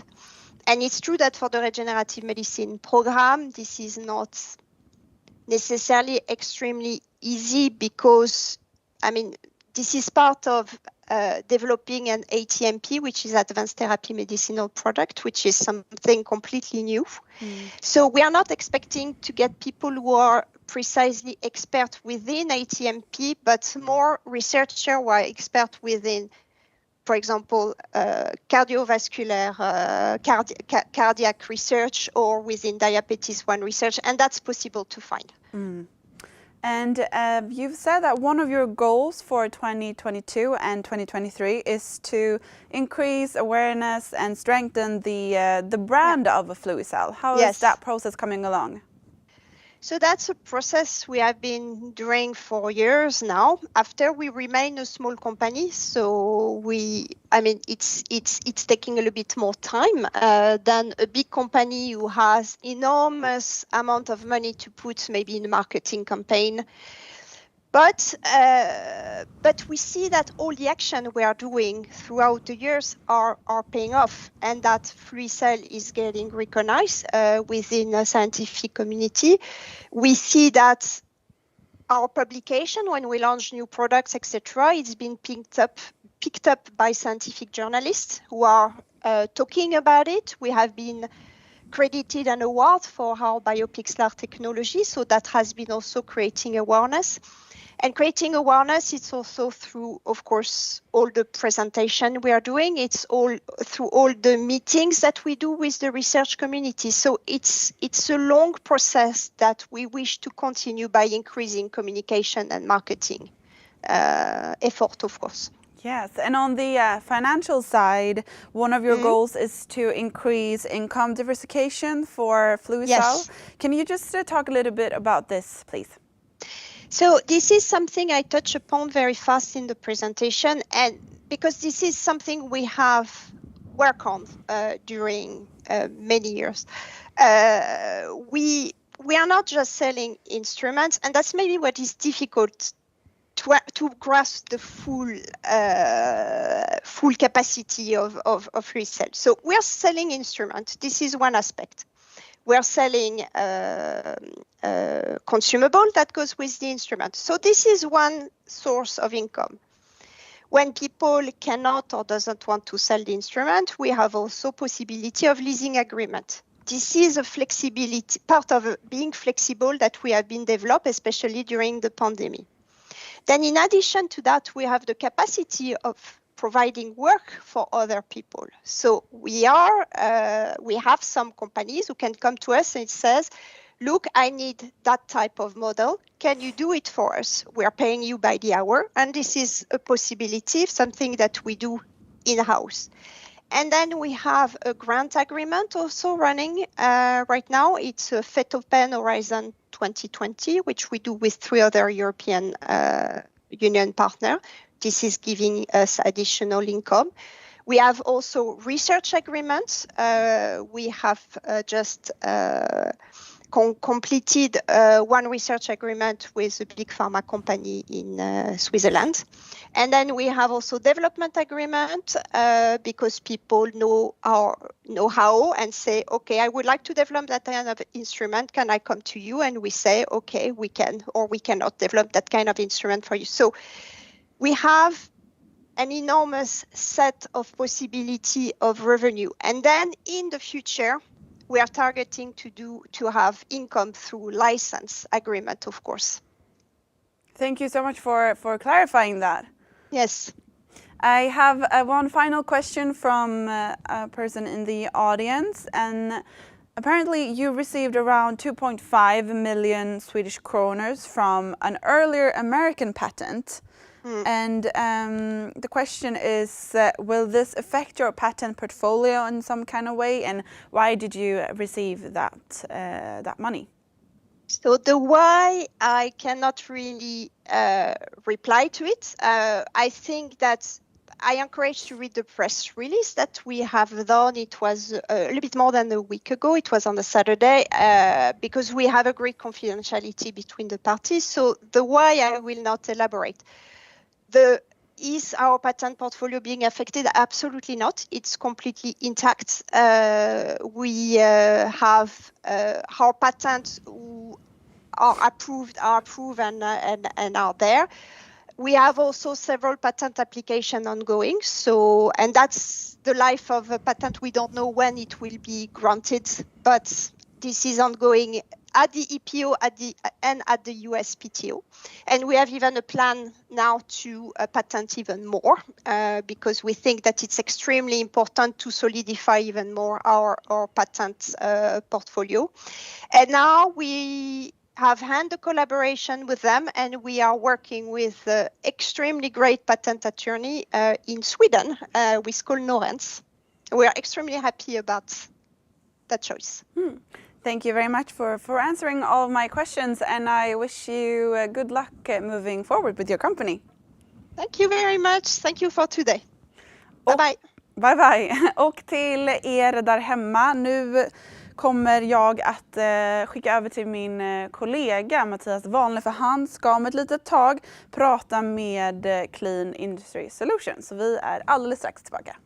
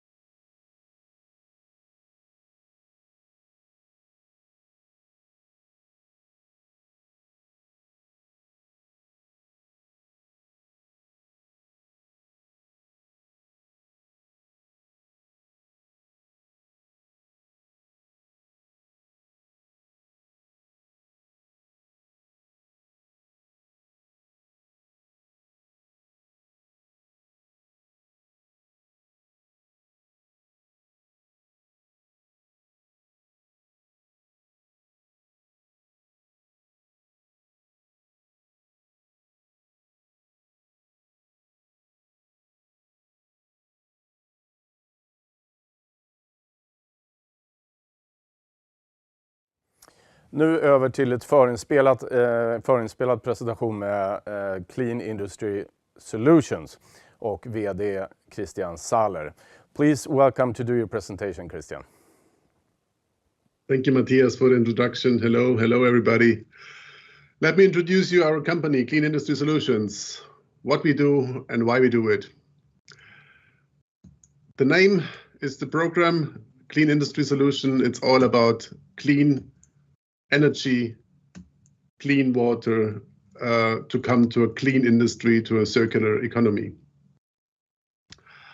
Our company, Clean Industry Solutions, is listed on Nasdaq First North since summer last year.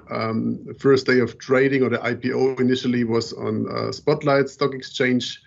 It was in January 2019. And basically the company is an investment company which invests in other companies that provide solutions for a sustainable industry and a circular economy. Currently, the holding owns 100% of Industrial Solar and also 100% of Solar Spring. Those companies are basically spin-offs in the environment of the Fraunhofer Institute for Solar Energy Systems in Freiburg, Germany. This institute is the largest research institute in the field of solar energy in Europe. So the first subsidiary, Industrial Solar, is a full service provider for renewable energy systems, who is offering services from system engineering to full implementation of renewable energy systems into the energy supply of industrial customers. The second company, who is tackling the water topic, has a similar scope. They also offer services from system engineering to full implementation of water treatment systems, and their core technology is membrane distillation and also ultrafiltration. So then we come to the full scope of services of both companies. It starts from consulting services concerning CO2 reduction, energy efficiency measures, energy optimization, via engineering. So we can offer engineering services for heating and cooling systems, direct steam generation with solar energy. When it comes to power generation, we of course do offer a photovoltaic system, but not only the regular flat PV on the rooftop, but also new technologies like solar fences or also photovoltaic carports. We're coming from the heat sector, so we can offer EPC construction of heating, cooling systems, solar process heat systems with concentrating solar thermal, but also complementary technologies like heat pumps or also chillers and storages. Last but not least is the water sector, process water treatment and resource recovery with the technology of Solar Spring. That's how it all started with the Fresnel collector. Actually, I'm in solar energy since about 30 years, and we were doing consulting for power plant companies. And we realized that industry has a tremendous heat demand, and we decided to adapt a power plant technology for industrial application. And that's how we then designed this so-called Fresnel collector. Here you see a photo of a system which is installed on the rooftop of a tobacco factory in Jordan, in Amman. And this system has a thermal power of about 700 kilowatt and delivers steam at 225 degrees C. In general, I would like to say here or emphasize that the majority of people thinks that we only need renewable electricity and then our problem is solved.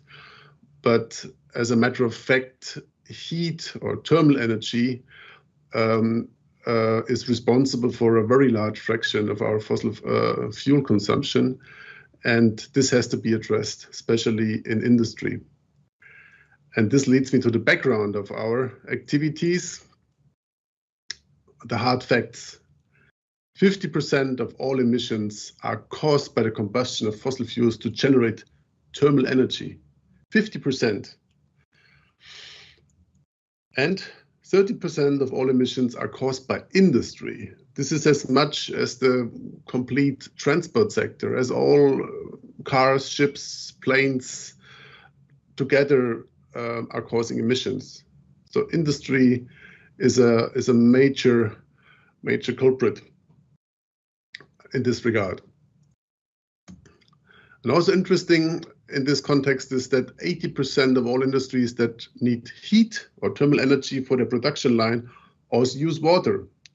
And there you get an idea of the synergies between the two subsidiaries, between the two companies. Industry needs heat and water. That's also, or energy and water, that's the so-called energy-water nexus. So let's have a closer look on this industrial heat demand. Here you see on the pie chart on the left-hand side the energy demand of industry, the fossil fuel consumption of industry, or primary energy demand of industry, which is about 1/3. And then you see that only 26% are used in the form of electricity. So industry needs about 3 times as much thermal energy than electric energy. So we have to address this heat demand in industry. How's the situation today? So this slide is a few years old, not too old, but there hasn't changed too much. So 40%, 45% of the heat demand are covered with coal, and about 30% with natural gas. This is declining for obvious reasons recently, and 15% with oil. When we analyze this heat demand deeper in terms of temperature ranges, then we find that about 30% of the thermal energy are required in the low temperature range up to 150 degrees C, then another 22% in the medium temperature range up to 400. And then we have almost half of the heat demand in the high temperature range above 400 degrees C. So who is using all that heat? Some examples here. So this list is just the tip of the iceberg. This list could be extended over meters, but most important branches are chemical industry. They need a lot of heat also, so as well in the low temperature heat demand as in the medium temperature range. Food and beverage industry, that's easy to understand when you think of your daily food consumptions, from bread over things that come in cans or glasses, beverage like beer. It's all produced with heat. Other sectors like machinery also use heat for certain production processes, mining, textile industry, wood, and so on and so on. And just to give you an idea of the order of magnitude, these bars use the unit exajoule, and you see here the translation to kilowatt hours in billions of kilowatt hours. So we're talking about huge dimensions. How is this going to develop in the future? These graphs are taken from a study, an outlook, a perspective to 2040. And you see on the left-hand side the OECD energy demand. And you see it's stagnating. This is due to energy efficiency measures, but also to like a slower growth of the economies in the OECD countries. And on the right-hand side, you see the non-OECD countries, and you see a very steep growth here. This is understandable because in these parts of our world, the growth is going to happen. The population is growing, wealth is growing, and you see here countries like India, Latin America, Middle East, Africa. These are all very sunny regions, and they need energy for the industry, and most of the energy which is required is heat. So this is the market. There's also a synergy or a parallel development of the water usage. So in this graph, you see the global freshwater use in comparison with the emissions of carbon dioxide. And you see that in the last 100 years, it is growing basically in parallel.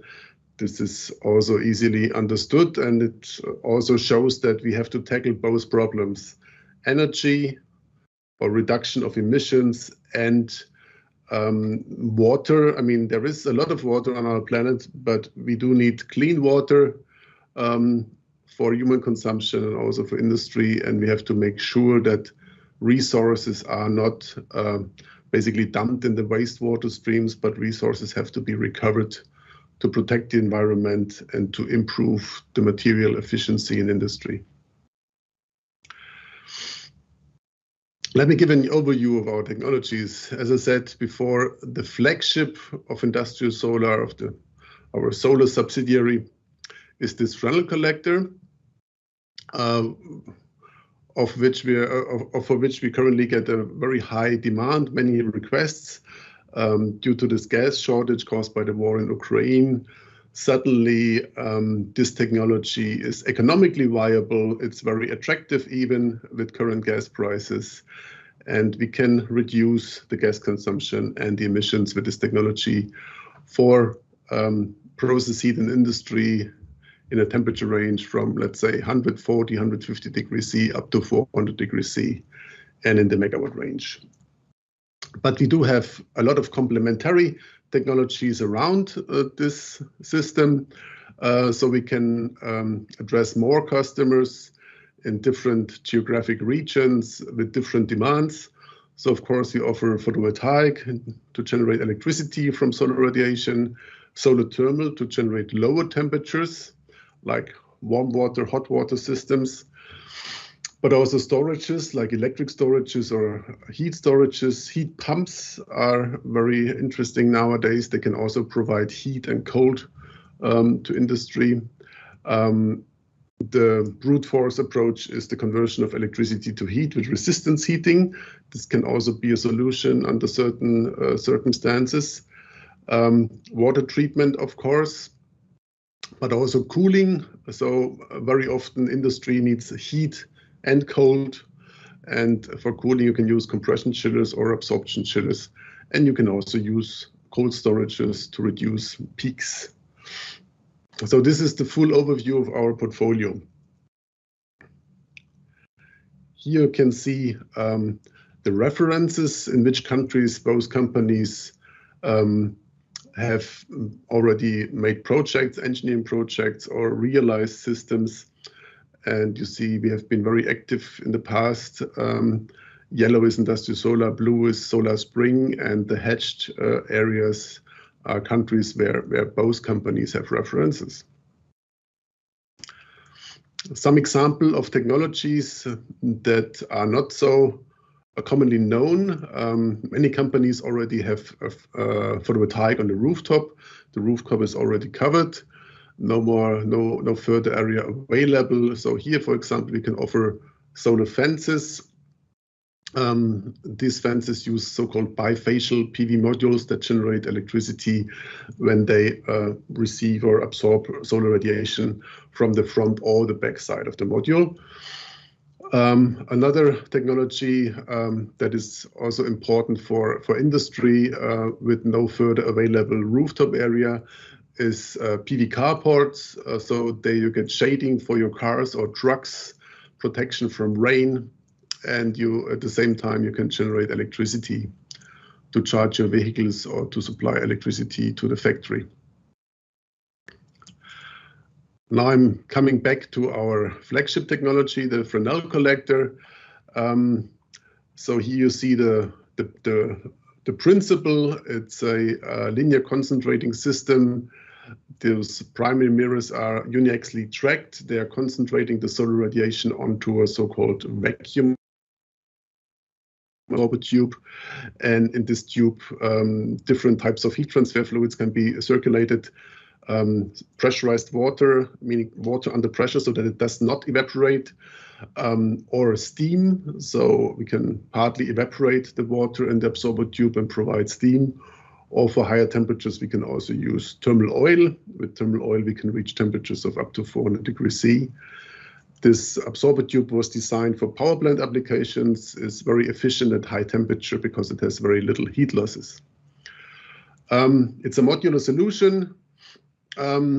It's designed for a power range from, let's say, 500 kilowatt to double-digit megawatt. And it's big enough to meet the energy demand of industry, and it's small enough to be installed on large flat rooftops of industrial buildings. Integration of this technology is very simple and straightforward, especially with steam. So the solar steam generation system is generating steam and injecting steam into the steam grid of the company.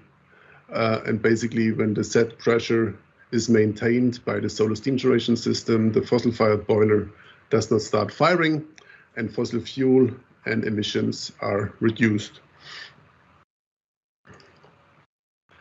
Another reference from us is here to be seen. It's installation of air collectors on the rooftop of a Pfizer facility. Those air collectors are generating temperatures up to 100 degrees C.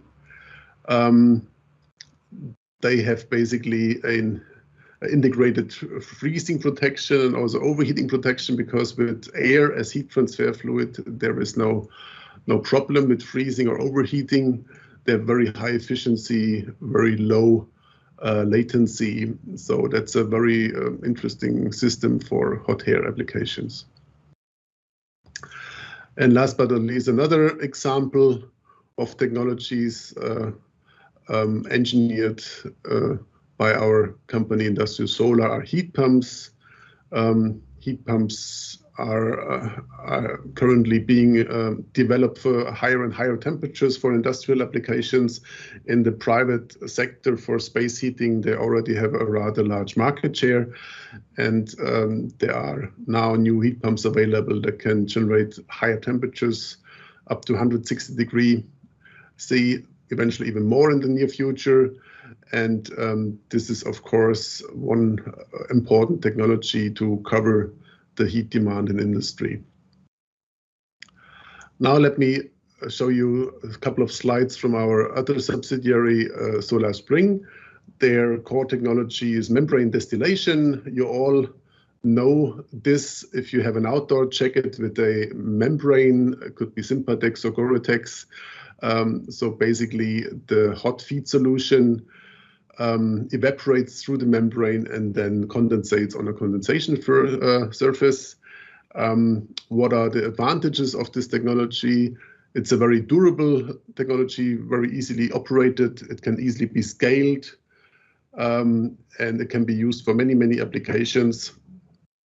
It has competitive economics, and it can be used, for example, in metal industry to recycle acids, to recover valuable resources like gold in electronic industry or nickel.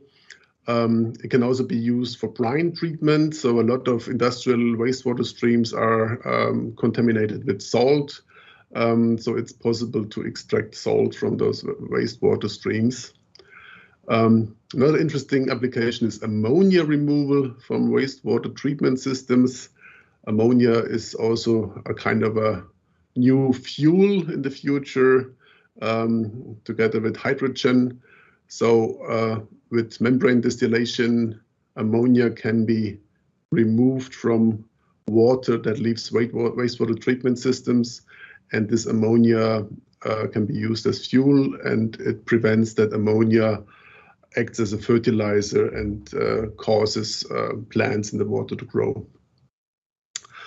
But membrane distillation can also be used in the conservative fossil sector. For example, it can be used in the fracking sector, and it can be used to reduce the wastewater and to purify the water again.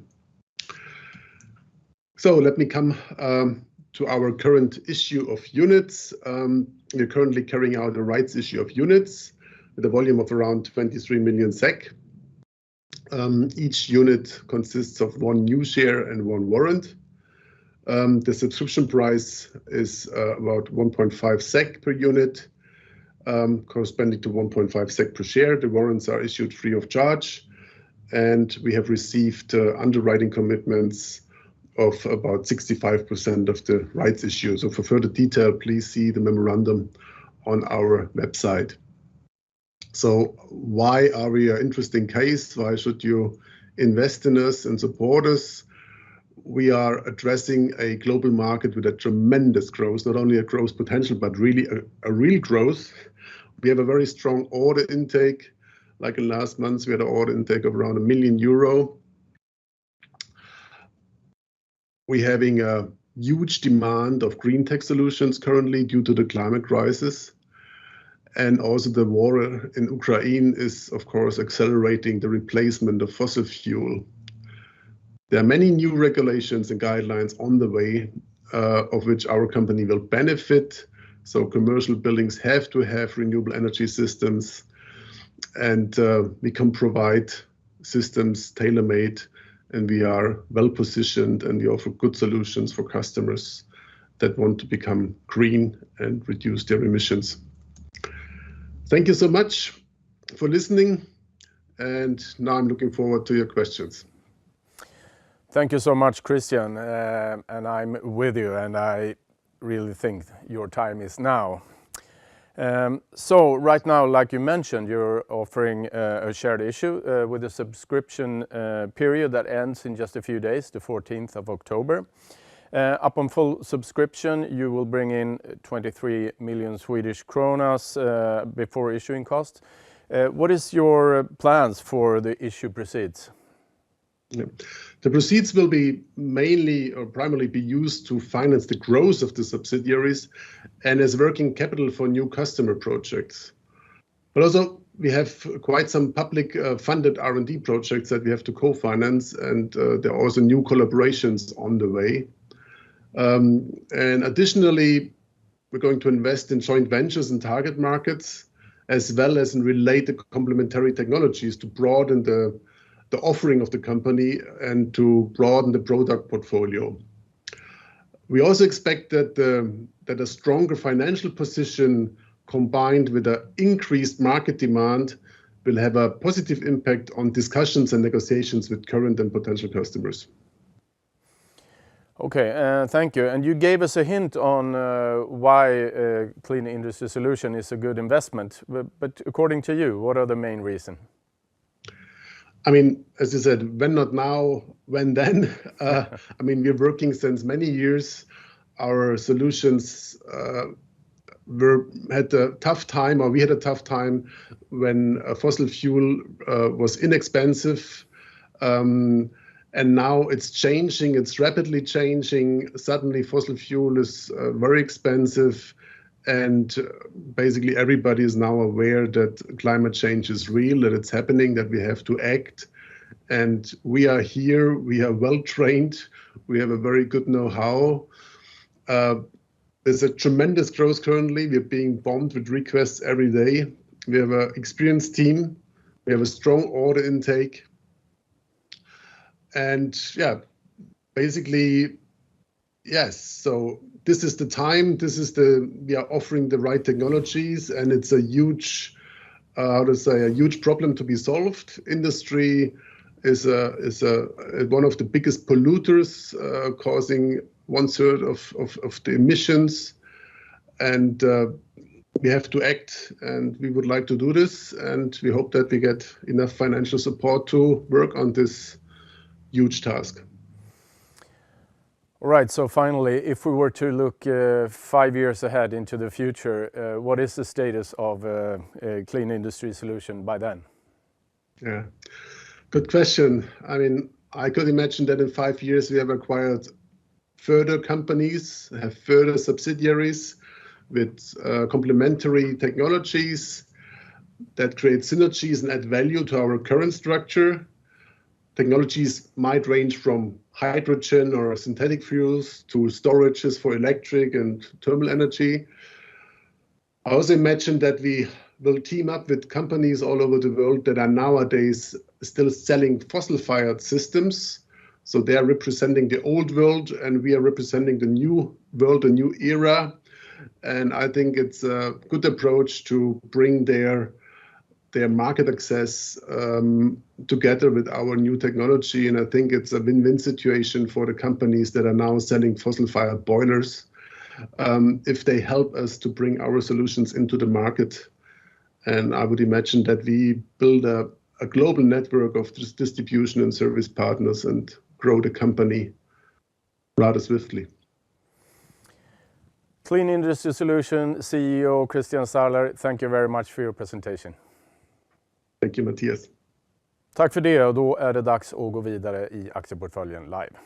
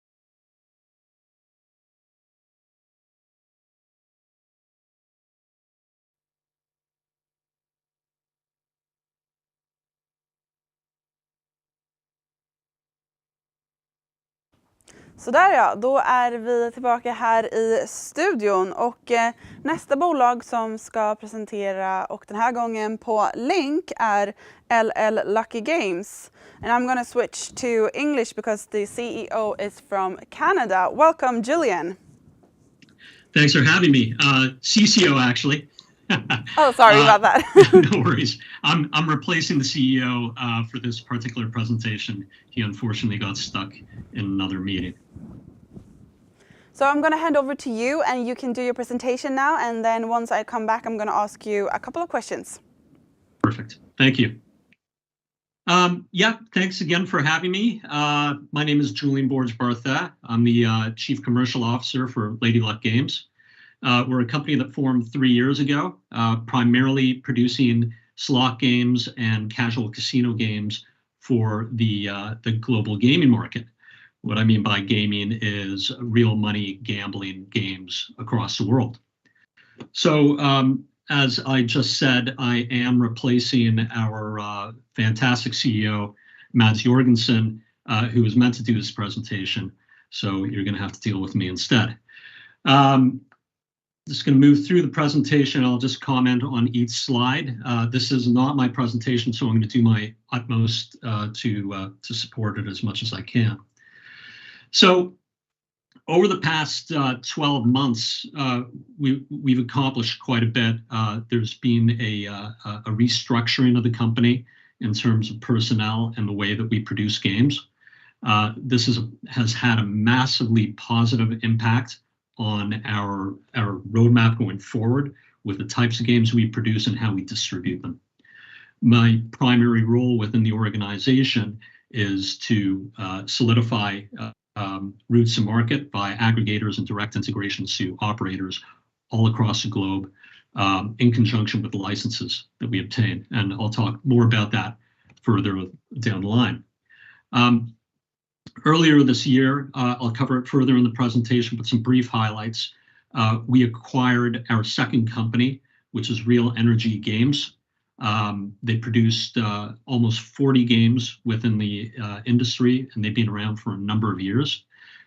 We've adopted their collection of licenses and distribution channels, as well as their platform, Storm RGS, which we have taken on board and restructured around. I'll dive more into that and the features that presents and the benefits that presents to the company in terms of our overall assets and future growth. We've also strengthened the team. If you've heard our presentations before, we brought on Stephanie Concilio, who is our head of account management, to primarily push our content within our existing operators and aggregators and make sure that if we are recognized in casino lobbies, that we get primary positions where we need to be. And that is through the likes of pushing promotion, discounts, and making sure that we are front and center to players at all times. Finally, we finalized a direct share issue of 3 million SEK, and took in 16 million to pay off debt and strengthen development team because of the King Features agreement that we've made. We were also shortlisted with two awards organizations, which are Casino Beats and EGR awards. That was 4 categories. Unfortunately, we didn't win this time, but we're on track to be producing the types of games and get market share in order to win those awards soon, I hope. We've released Treasures of Tizoc and a reboot of an existing popular game of ours, which was Valhalla Wild Hammers. And luckily enough, we've also released the first King Features game, which is Beetle Bailey, which we'll be talking about later on as well. Through these, our new account management strategy, we've managed to solidify exclusives with these games with the likes of Novibet and Come On Group, as well as Ajarabet. These are key tier 1 players in their specific markets, which is how we are pushing ourselves out to gain those exclusivities on a regular basis with each release that we've got. Our collaboration with First Look Games, which I've talked about in previous interviews, has given us the opportunity to reach more affiliates.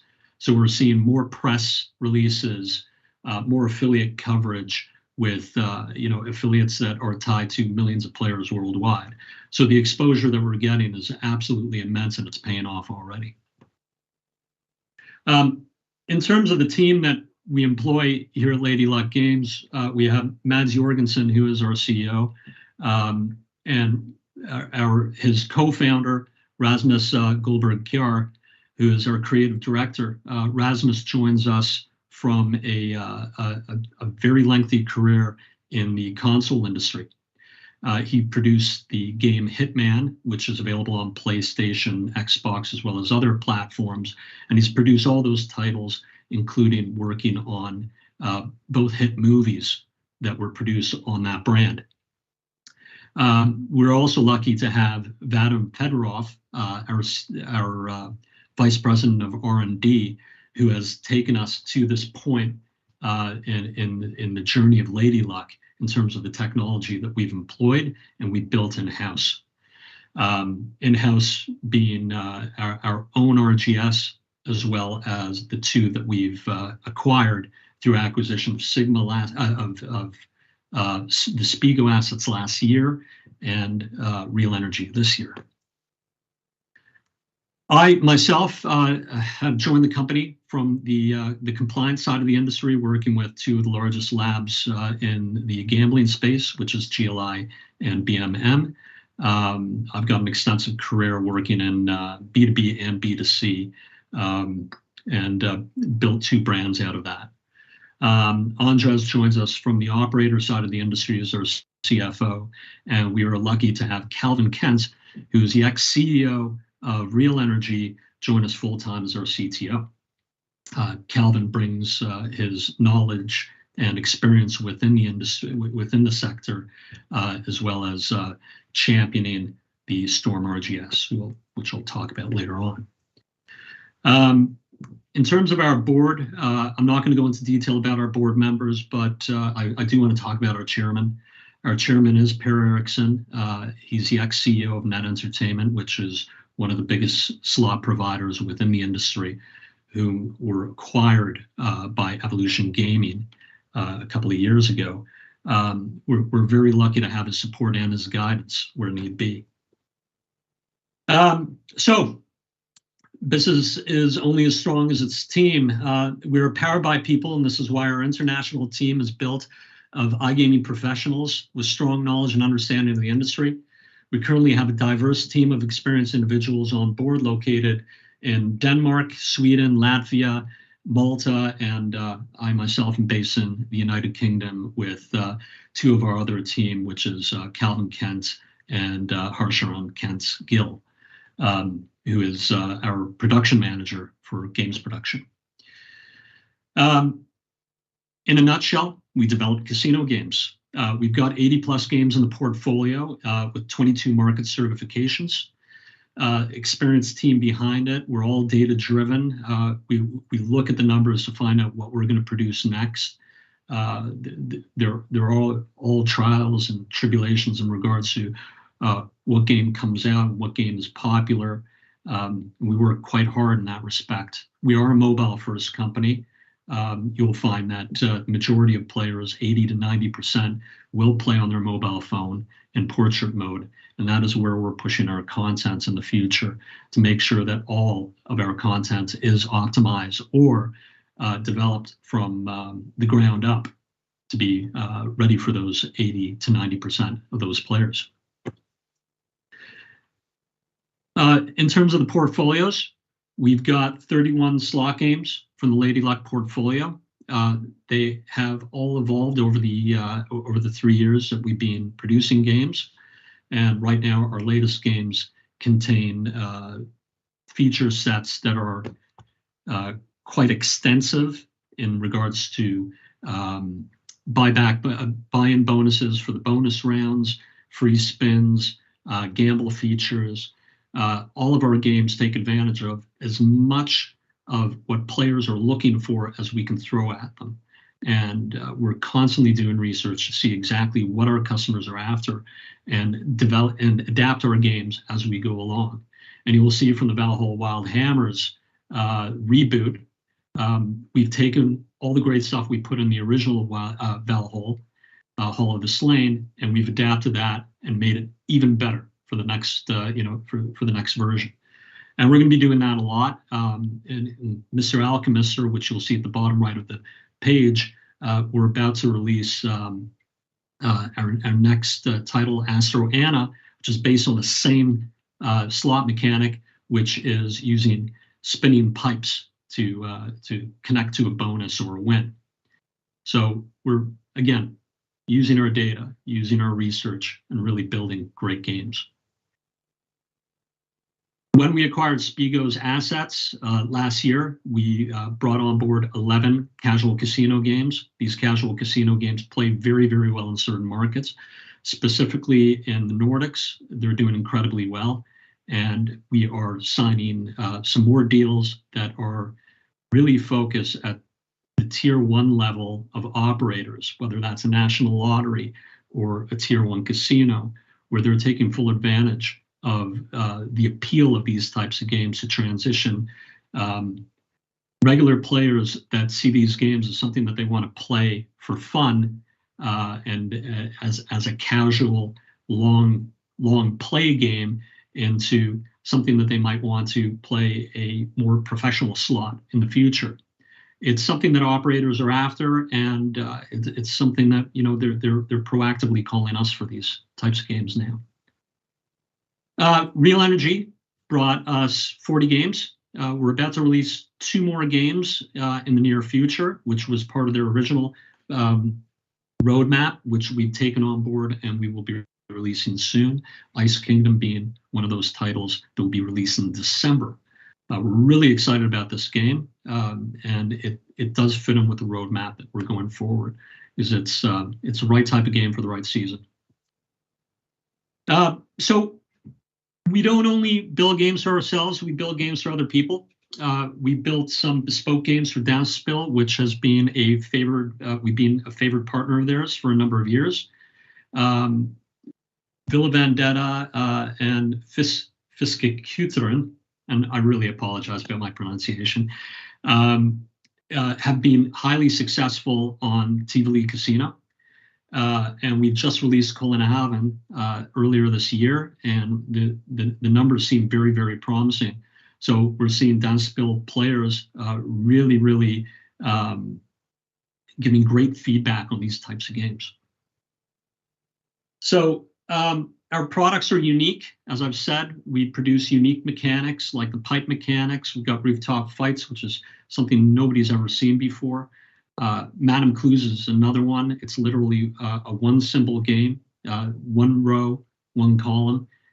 Symbols come out of a crystal ball and flash in and out. Something none of our operator partners have seen, and they just warm to something that really stands out in their portfolio of thousands of games. And that's what we're trying to do. We're trying to stand out. Storm RGS. It's something that I was touching on before. The Storm RGS comes from Real Energy. It was built from the ground up by Calvin Kent, who now stands as our CTO. Calvin built an amazing remote gaming system that we're now building and using that as our primary way of deploying games on all the aggregators that we are tied into. And the reason why we're doing that is it is more modern, it is more data focused, and it also has the tournament engines and promotional tools that we need to take that extra step towards becoming a real tier 1 casino slots provider. Again, we are data driven, and that comes from the Storm RGS. We are the way we can look at our data in terms of segmentation of players, regions, and how well we can compare one game to another, to an operator, to a particular region. Why a game is playing better in Greece as opposed to Italy. Whether an RTP of 96% might play better than 1 in 94. Sort of A/B testing in that respect. It's gotten us to a really, really good place where we are now taking that further data and really focusing on how we're building our games. It's just much better position for us to be in. In regards to King Features, in regards to the global gaming market, it is a $59 billion US market, which we're very, very proud to be in. It's the share of obviously casino suppliers in the industry. There are over 300. We're not going to beat around the bush and saying that we are one of a handful of suppliers, but we do differentiate ourselves. And to get that market share is by penetrating the market in multiple regions and carrying all those licenses that we require. I'm just going to skip through a couple of things because obviously we're very short on time. I've only got 4 minutes left. I will talk about our market expansion. We are pushing ourselves into more and more regulated markets. Some require licenses, some don't, but they do require certification, and we are certifying our games in 22 markets across Europe and Latin America, and we are now pushing into Canada with an active license application in Ontario. In terms of our partners, we are building on a weekly basis who we're integrated into and who is helping us with distribution. These are a mixture of direct integrations with operators that are happy for us to be on board. Remember, they have over 300 studios to choose from, but we are already being recognized as a leader in our space. And we are having aggregators and operators actively calling us up, which is great to be in terms of position. We are releasing our first Megaways game.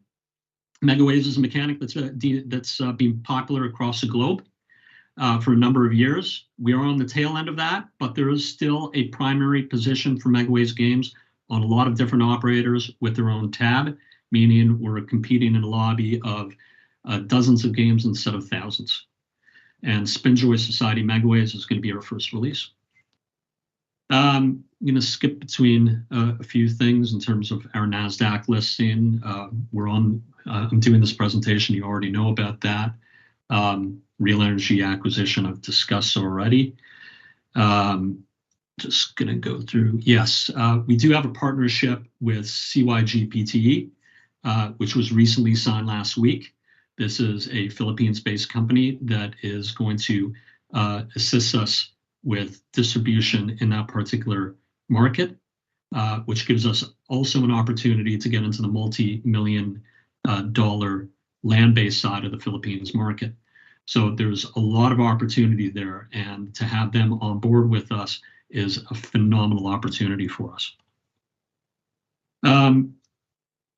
In terms of how we're getting ourselves out there, we've got a very, very strong marketing and account management team, and we are pushing ourselves in every single event where we can, in terms of either representing through building a stand or networking. You should see us on LinkedIn. The amount of followers we managed to get is second to some of the biggest tier 1 providers out there. We're actively doing as many interviews as possible to get ourselves in the news media, and I think we're doing a great job. Again, Asurana is going to be released as our second slot mechanic utilizing pipes.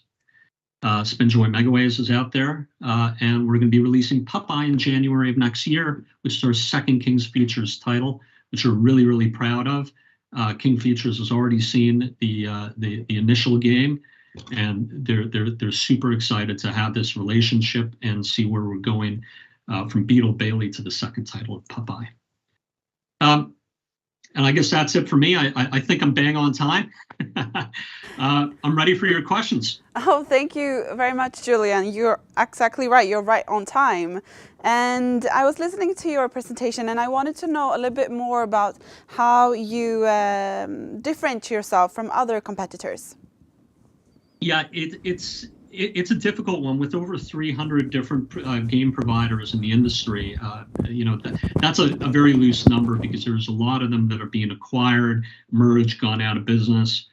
We're standing outside in regards to a portfolio, because we have a portfolio of over 80 games with casual casino games, real energy games, which don't really align with the Lady Luck games, but they play very, very well in certain markets. And the longevity of those real energy games have been phenomenal, and they're still going strong. And the Lady Luck games, the mechanics, the differentiators in terms of rooftop fights, Madame Clues, they really stand out, and we're being identified for that within that 300 provider list. And I think we really stand out. You finished your presentation and by speaking a bit about this agreement that you enter with CYG. Can you just speak a little bit more about this and how important that deal is for Lady Luck Games? Yeah, that deal is still evolving in terms of the details of that. I don't really want to go too much into it until we have something really, really great to present. I can say that it is insanely beneficial for us, especially in that particular market within Asia. And I sort of touch on the land-based side of things in the Philippines. It is a robust market that's been around for years, and it is non-traditional when you look at land-based gaming in other sectors like Macau or Vegas. It's different. But it plays more towards the online games and the land-based presence, and to be able to be partnered with them and have our content front and center, we're expecting some great benefits from that, as well as their distribution online.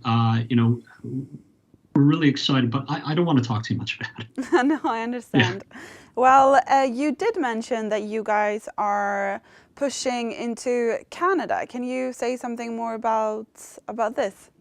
Yeah, I'm Canadian myself. Well, a little bit more complicated than that. I've been living in the UK and Malta. I am Maltese Canadian, if you want to put it. So it's close to my heart. I sort of touched on my history within the gaming space. I spent almost 8-9 years in the compliance side. So I built a lab called NMI, and we grew from about 5 jurisdictions up to over, between 30 and 40 by the time I left the organization, because we sold it to GLI, which was our biggest competitor. So one of those key areas that really brought our company up to the tier 1 status of testing houses within the gambling space was the entry into the Canadian market with British Columbia Lottery Corporation, Lotto Quebec, ALC, and all of the provincial lotteries.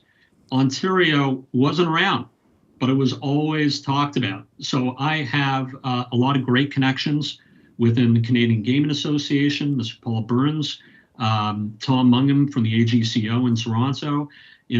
We've been talking for years about Ontario opening up. So I've already got personally, I've got a foothold in Ontario, and I want to take full advantage of that. We're already talking to a lot of operators and distributors down there, and we've already signed a landmark deal for distribution to get us into that market once we are fully licensed and certified. Exciting. So hopefully we're going to hear some great news about Canada and the Canadian market. Yeah. So speaking about the future, where do you hope to see Lady Luck Games in, let's say, 3 years? In 3 years? That's a great question. Our growth strategy is it's organic, and it's also by acquisition. We still want to identify some great companies that we can acquire, companies that are going to complement our offering. The key reason why we are gaining a steady presence within the industry, is the diversity of what we can offer. We're not just selling 50 games that all look the same and have the same mechanics. We stand out, and this is the strategy that we want to be. We want to buy more companies, we want to build some great differentiating games. Where we're going to be in 3 years, we want to be a tier one. We want to be right up there. We want to be ripe for acquisition, or we want to be the acquirer. I'm sort of leaning on both sides, but there's a lot of ambition within the organization, and we're all pulling together. It's a great team to work with.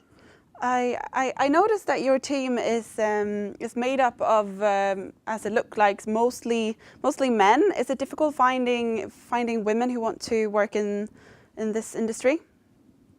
I actually did a quick run through that the other day, especially with Breast Cancer Awareness Month. We're actually almost 50% women within the organization. My team are all wonderful, talented women that I wouldn't trade for anybody else. I would love to have more women on our board, and eventually we will get there. But yeah, I think we're almost an even split. Great. It's a work in progress, obviously. And it's a work in progress. Yes. You mentioned earlier that you were going to, or that you have had a cost-saving project going on in the last months. How has that turned out? It's actually worked out better than we thought. The consolidation was difficult. We had some hard choices to make, but we now have a direction that I think is very, very promising. We were running 3 RGSs, so 3 platforms to distribute games, and to be able to focus and rebrand the Storm RGS that came from Real Energy and really focus on that and start porting games, talking to our partners about how this is going to work and how this is going to benefit them. We've gotten some great feedback already. So it's going well, let's say. Good. But I do want to stress it's going well. It's still a work in progress. Good to hear. And speaking about focus, what are you guys focusing on right now? Mostly distribution. We've got a lot of catching up to do. We want to make sure that we are represented with all key tier 1 aggregation services, which is more difficult than it looks because every tier 1 aggregator wants exclusivity. They want to have Lady Luck exclusive in certain markets with certain operators. So finding that balance, finding the right rates, finding the right partner, it's quite difficult, but we're getting there. Got a question here in the live chat who wants to know if there are any more regulated markets except from the Philippines that you are considering right now. The U.S., Latin America, U.S. especially. Again, it's from my history and through our board and through a number of our partners, we've got great reach within the U.S. We just need the licenses to show for it. And licensing has proved difficult. It's been quite difficult, especially in Europe. But getting that foundation where we want it to be, as in the restructuring that we've done, once we finish with Ontario, we're going to be moving into New Jersey, Pennsylvania, and Michigan, and start really pushing the envelope in terms of the US. Well, Julian, thank you so much for joining me today over Teams, and I wish you the best with moving forward with your company. Thank you. Thank you very much for having me. Och tack till alla er där hemma. Vi är alldeles strax tillbaka och då har jag med mig Zeces of Sweden här i studion. Alldeles strax tillbaka alltså.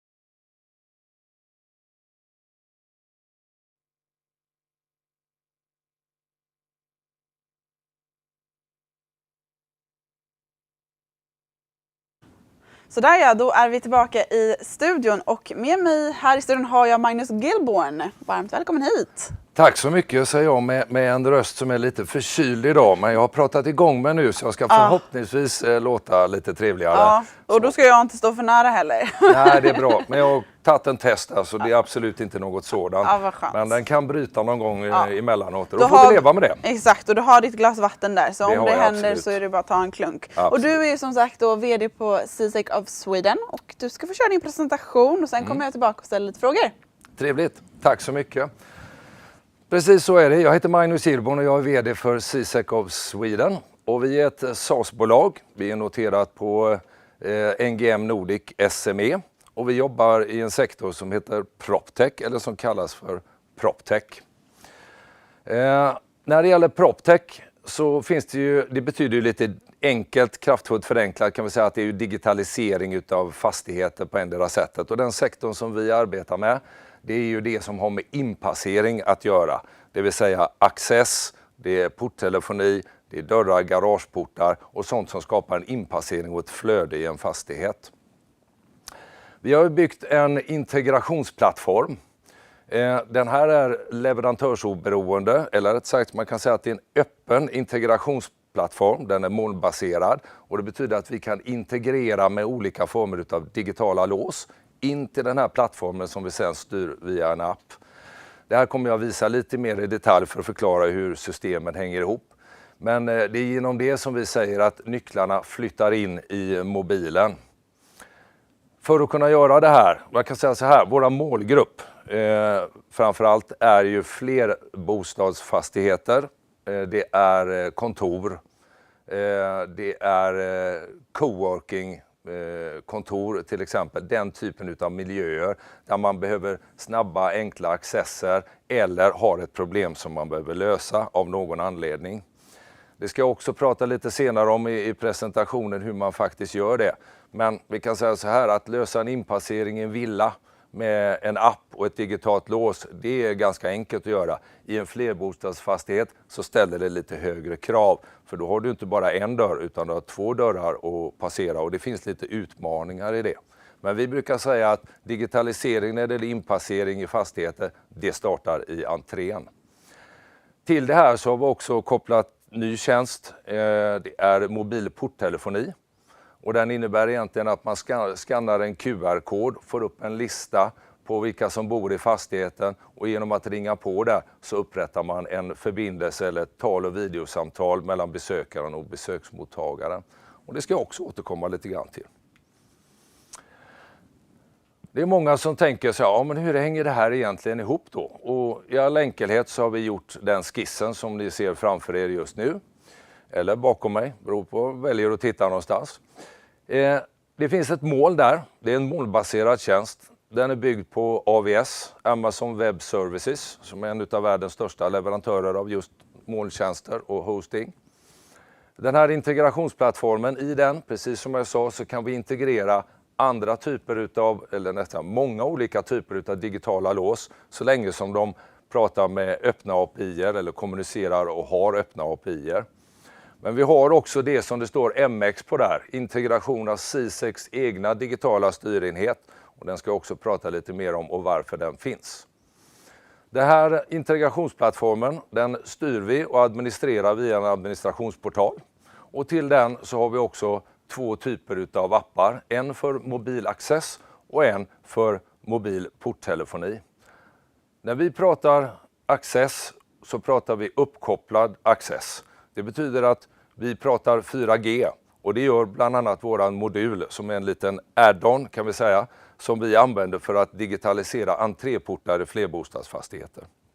För det är så här, i en flerbostadsfastighet så bor det många människor. Var och en har sin egen dörr och den upplever man som sin egen. Och den här entrédörren nere över gatan, den upplever man som kanske fastighetsägaren eller bostadsrättsföreningens bekymmer att lösa och digitalisera. Fastighetsägaren ser ofta att den här dörren är någonting som han redan har levererat och det finns ett system och han har inte så stor nytta kanske själv eller ser initialt inte så stor nytta med att digitalisera den. Och det är relativt dyrt att installera digitala lås. Våran lösning på det har varit en möjliggörare och det är våran Zeces MX. Och det är en liten digital modul. Det är en liten minidator som man kopplar till det befintliga systemet. För i de flesta flerbostadsfastigheter i Sverige så sitter det elektriskt styrda lås. Vanliga elslutbläck som öppnas med hjälp av kort eller kod eller någonting annat. Och den här lilla modulen, den kan vi då hänga på som ett extra litet tillägg och då digitaliserar vi det som är befintligt. Installationen utav det sköts av våra återförsäljare som i nästan uteslutande i alla fall är låsmedsföretag. Så hänger själva systemet ihop. Integrationsplattform, olika användargränssnitt för att styra det och vi har MX-modulen för att kunna styra entrén. Jag sa ju det här att digitalisering i en fastighet när det gäller inpassering, det börjar i entrén. Man kan köpa massor med olika system och installera på sina egna enskilda dörrar. Men man kommer att få stor nytta av det först när man kan släppa in någon genom entrén. Vi är ganska övertygade om att våran Zeces MX-modul är den enklaste lösningen idag fram tills dess det sitter digitala system lite mer överallt. Så hänger systemet ihop.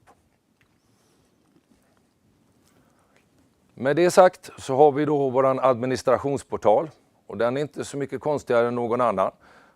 Via den så styr man ju och registrerar de accesser som man behöver. Man kan lägga in bilder på saker och ting och man talar om vem som ska ha den digitala accessen.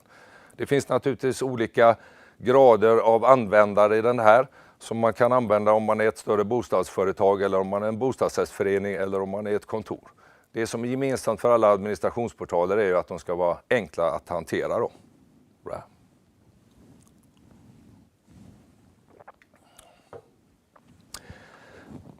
Jag sa att vi hade två olika typer av applikationer. Den ena för mobilaccess. Det är en samlingsapp. Och det betyder att det inte bara våra moduler som man kan lägga in där. Jag sa ju det att i molnet så kan man ju integrera olika typer av digitala låssystem. Och tanken med en samlingsapp är att man styr alla från samma ställe. För om man leker med tanken att det finns många olika, för det gör det på marknaden, digitala låssystem. Man kanske har något i stugan, något på jobbet, något på kontoret. Och ganska snart så har man glömt av vad det är som sitter där och så sitter man med 3-4 olika appar. Det här kan man hantera i samma system istället för att göra det smidigt och enkelt. Mobilt porttelefoni är en jättespännande egen uppfinning. Den är också patentsökt. Vi har sökt europeiskt patent på den och den patentansökan den pågår nu. Det har den gjort i ett år här så att vi ser fram emot att förhoppningsvis få ett riktigt bra positivt resultat på det också. Fungerar på det sättet att när en besökare kommer så skannar man en QR-kod i entrén istället för att ringa på någon knapp. Man behöver inte ladda ner någon app eller någonting utan den där länkar direkt över egentligen till en hemsida kan vi säga i grund och botten, men det presenteras som de som bor där. Överst på den ligger dessutom en dörrkod som man kan använda om man skulle vilja göra det. Om man vill ta bort den delen av det hela. Man ringer på den som man vill besöka och då kopplar man upp ett tal- och videosamtal. Skulle man då inte vara hemma, eftersom den här är uppkopplad så fungerar det lika bra. Man kanske är runt hörnen, man kanske är 10 minuter bort, man kanske sitter på Mallis eller på något annat ställe och då får man någon som ringer på dörren. Det kan vara en leverantör, det kan vara någon annan. Och då kan man kommunicera med dem, man kan avvisa samtalet, man kan släppa in dem i alla fall i entrén om det är någonting som ska lämnas av här. Det snyggar dessutom till entrén.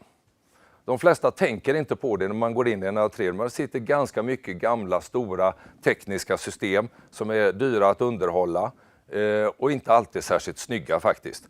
Kan man snygga till det precis som på bilden här och istället jobba med en prydlig liten QR-kod som kan utformas på det sättet som kanske bostadsrättsföreningen vill framstå på ett modernt och snyggt och prydligt sätt. Zeces MX, våran styrenhet, den är inte större än den han håller i handen där på bilden. Ingenting behöver tas bort som redan finns om man inte vill det. Sitter i ett gammalt porttelefonisystem så kan man låta det sitta kvar. Och så kan man koppla på MX-modulen och på det sättet så har man digitaliserat den här porten och då kan man köra system parallellt. Väljer man sedan att ta bort det gamla systemet så gör man ju naturligtvis det. Det här är också en egen uppfinning. Allt ifrån hårdvara till den programvaran som sitter i. Den här är uppkopplad, vilket betyder att vi också kan uppgradera den successivt efterhand som vi tillför nya tjänster. Genom att vi äger den här från scratch och hela vägen fram så kan vi också sätta ett eget bra attraktivt pris på den också. Och det gör vi. Men det lämnar vi ju till våra återförsäljare. Våra återförsäljare, det är framförallt låsmedsföretag av olika former. Och vi är stolta över att vi har så många låsmeder som vi har fått kontakt med tack vare SLR som är deras branschorganisation. Jättekul. Vi har i Sverige ett drygt 60-tal och det växer ständigt. Så sent som i morse så skickar vi ut ett PM med ytterligare en återförsäljare som kommer att marknadsföra och sälja våra produkter, vilket vi är jättestolta över. Man kan tro att låsmedel kanske skulle ha någonting emot det här och vill sälja nycklar och så vidare. Har inte mött det någon endastans. Vi är ett väldigt modernt gäng kan jag säga som jobbar här ute och man förstår att det finns inte en lösning på ett problem utan det är många olika lösningar som måste till och de måste skräddarsys och det är låsmedel jättebra på. Så vi är väldigt stolta över det. Vi har också återförsäljare i Norge idag som vi också jobbar väldigt intensivt tillsammans med, vilket är jättekul. Så återförsäljarnätverket växer hela tiden. För den som ska installera det här är någon som ska ta ansvar för det och den som är bäst på att ta ansvar för det, det är också den som har levererat låssystemet. Det finns lite olika fördelar med att digitalisera sig. För det första, vi pratar inpassering, smidigt inpasserande. Det ska man kunna uppgradera och lägga till på ett enkelt sätt. Dela med sig till accesser till fler som behöver. Det kan vara leveransbolag, det kan vara entreprenörer, det kan vara någon form av service provider som ska göra någonting här. Där ska man kunna uppgradera vid behov. Om det finns en digital access i entrén, i tillräckligt många entréer, så kommer de som ska leverera någon form av service inte längre att behöva åka och hämta några nycklar någon annanstans för att komma in. Eller taggar eller vad det nu kan vara för någonting som man behöver. Man kan åka direkt till slutdestinationen och på det sättet så kan man ruttoptimera verksamheten, vilket naturligtvis är bra för miljön. Särskilt i storstäder där trafik och annat ställer till mycket bekymmer. Så det finns jättemycket att tjäna på att kunna åka direkt ut till platsen och göra jobbet. Tryggt och säkert för man kan snabbt ta bort, lägga till och göra förändringar i portalen. Ifall någon flyttar ut eller man vill ordna med någonting annat så kan man fixa det. Det finns loggar vilka som kommer och går, självklart så man kan kontrollera även det. Administrationen i portalen är enkel. Installationen är jättesnabb, det är den lilla dosan som ska installeras i princip. Och det ökar ju också värdet på fastigheten när man ger sig in i PropTech och digitaliserar sitt fastighetsbestånd. Så det finns många fördelar. Det finns säkert fler än de som är där också. Men det är de som vi har identifierat i det korta perspektivet. Då är det lätt att tro att vi arbetar med att bara öppna entréportar. Nej, det är det första steget egentligen i en strategisk plan. För det vi jobbar med i en förlängning det är att skapa ett flöde in i fastigheten som så småningom kommer att kunna medge en indoor deliver eller en last mile leverans. Men då måste man genom entrédörren först. Därför börjar digitalisering i fastigheten i en entré. När man väl finns tillräckligt många entréer så kan vi också dela med oss av den här accessen. Givet naturligtvis att fastighetsbolaget eller bostadsrättsföreningen eller kontoret har lämnat sitt medgivande till det. Så att leveransbolagen kan integrera det här i sina chaufförsappar och komma direkt innanför dörren för att göra sin leverans. Har man det här i entrédörren och får sina leveranser så är steget inte så långt för de som vill installera digitala lås i sina egna lägenhetsdörrar eller kontorsdörrar. Och då kan man skapa ett större flöde. Då kan man också få leverans innanför dörren. Vi är inte där ännu och det finns säkert många hinder på vägen. Men om man inte ser problem utan möjligheter så skulle jag säga att med en kamera kopplad på insidan som till exempel kör igång när leveransen kommer så man kan se vad det är som händer vid dörren, tror jag att de flesta skulle tycka kan vara helt okej. Kanske är det också så att den stora delen i det här inte handlar om själva leveransen innanför dörren. För någonstans i bakkant här så pratar vi om e-handel och e-handelns utveckling. Det handlar också naturligtvis då om returer. Alla tycker nog det är kul att gå och hämta ett paket som man har beställt. Men det är få som tycker det är speciellt kul att gå och lämna igen returerna. Och det tror jag vi kan känna igen oss i. Om man istället skulle kunna trycka på appen efter att ha beställt för många skor och skicka tillbaka 2 och få den här returen att bli hämtad, så skulle man nog se det som en stor fördel. Det är bra för leveransbolagen. De får faktiskt ytterligare en uppgift att jobba med, vilket är deras verksamhet.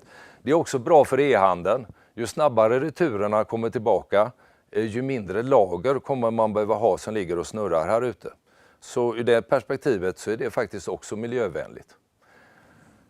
Förr i världen, jag brukar skoja så här när Jesus gick i kortbyxor här, då gick man till posten och hämtade sitt paket och så lämnar man in det på posten.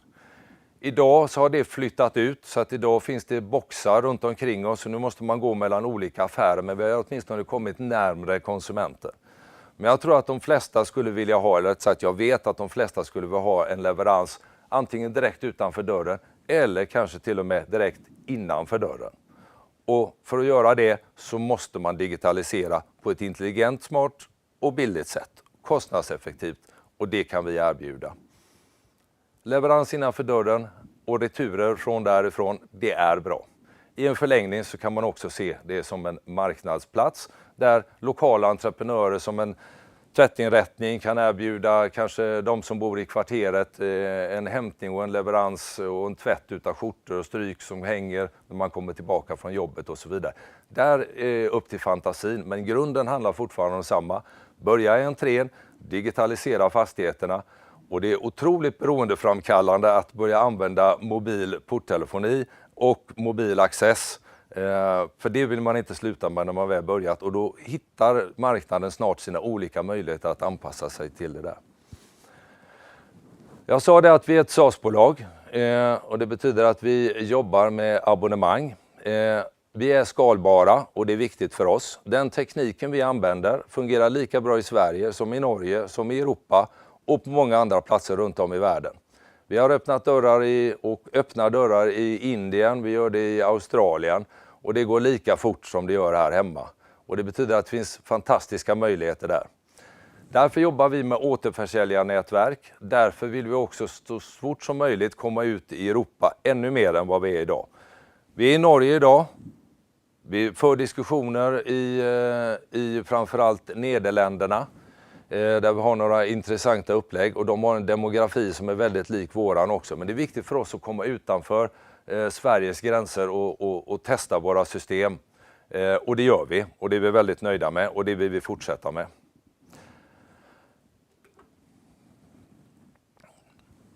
Med det sagt, som man säger nu för tiden, så pågår det just nu. Vi håller precis på med en företrädesemission. Den finns att läsa om på vår hemsida. Den finns att läsa hos Eminova, och den finns garanterat hos era egna banker också. Det är viktigt för oss. Vi har haft en intensiv period med mycket investeringar i teknik, MX-moduler och tjänster. Det har gjort att vi från augusti också beslutat att sälja de jordgubbarna som vi har. Och det betyder att vi har minskat på utvecklingen därför att vi faktiskt står där vi borde stå. Det vill säga vi är färdiga att fokusera på säljet och rulla ut det här ännu bättre än vad vi gjort tidigare tillsammans med våra återförsäljare. Och för den sakens skull så genomför vi den här företrädesemissionen. Den är naturligtvis för de som redan är befintliga aktieägare. Är man inte det så kan man teckna i emissionen ändå. Då är det inte garanterat att man kan få en tilldelning, men det kan man göra, absolut. Man kan självklart gå in och köpa Zeces precis som man köper andra aktier på marknaden också. Vi är redo för att ta oss vidare i nästa steg, öka försäljningen och framförallt komma utanför Sveriges gränser på ett mer tydligt sätt. Tack så jättemycket för det gick ju bra. Ja, men tack så mycket. Ja, rösten har hållit något sån här. Lite monoton blir jag, men det får du sluta. Ja, men det står ut. Jag hoppas att den håller i några minuter till, för vi har lite tittarfrågor till dig faktiskt. Ja, trevligt. Så första frågan här är om man kan implementera er produkt på både befintliga bostäder samma sätt som på nyproduktion. Absolut. Det tror jag har beskrivit ganska bra när vi pratar om den här MX-modulen då, som är ett komplement till det som är befintligt. vilket fungerar alldeles superbra. Det finns oftast en grundstruktur i form av någon form av elektriskt styrt lås och då kan vi digitalisera det med MX-modulen så det fungerar bra där. Går man vidare och tittar på nyproduktion och så, då ritar man ju in och tar med lösningar redan från början. Man kan välja våran lösning, man kan välja något annan typ av digitalt system som man kan integrera i våran integrationsplattform och styra från samma app. Så man kan göra kombinationer utav saker och ting. Här tror jag att kanske, om man säger branschen lite sådär, behöver vänja sig vid att det finns lite olika sätt att lösa saker och ting på. Och ibland är det en kombination utav de här grejerna som gör att det blir helt rätt för användarna och det är ju det som är viktigt. Vad skulle du säga skiljer er från liksom andra konkurrenter framför allt? Ja, jag skulle nog säga att för det första är vi uppkopplade. Det är inte alla som är det. Och det är inte alltid lätt att förstå skillnaderna. Många använder bara blåtand till exempel för att kommunicera direkt mellan lås och telefon.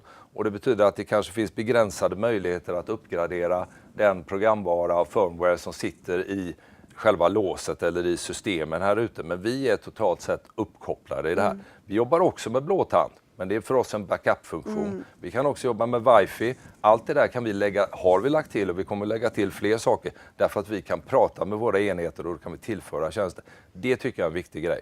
Den andra är att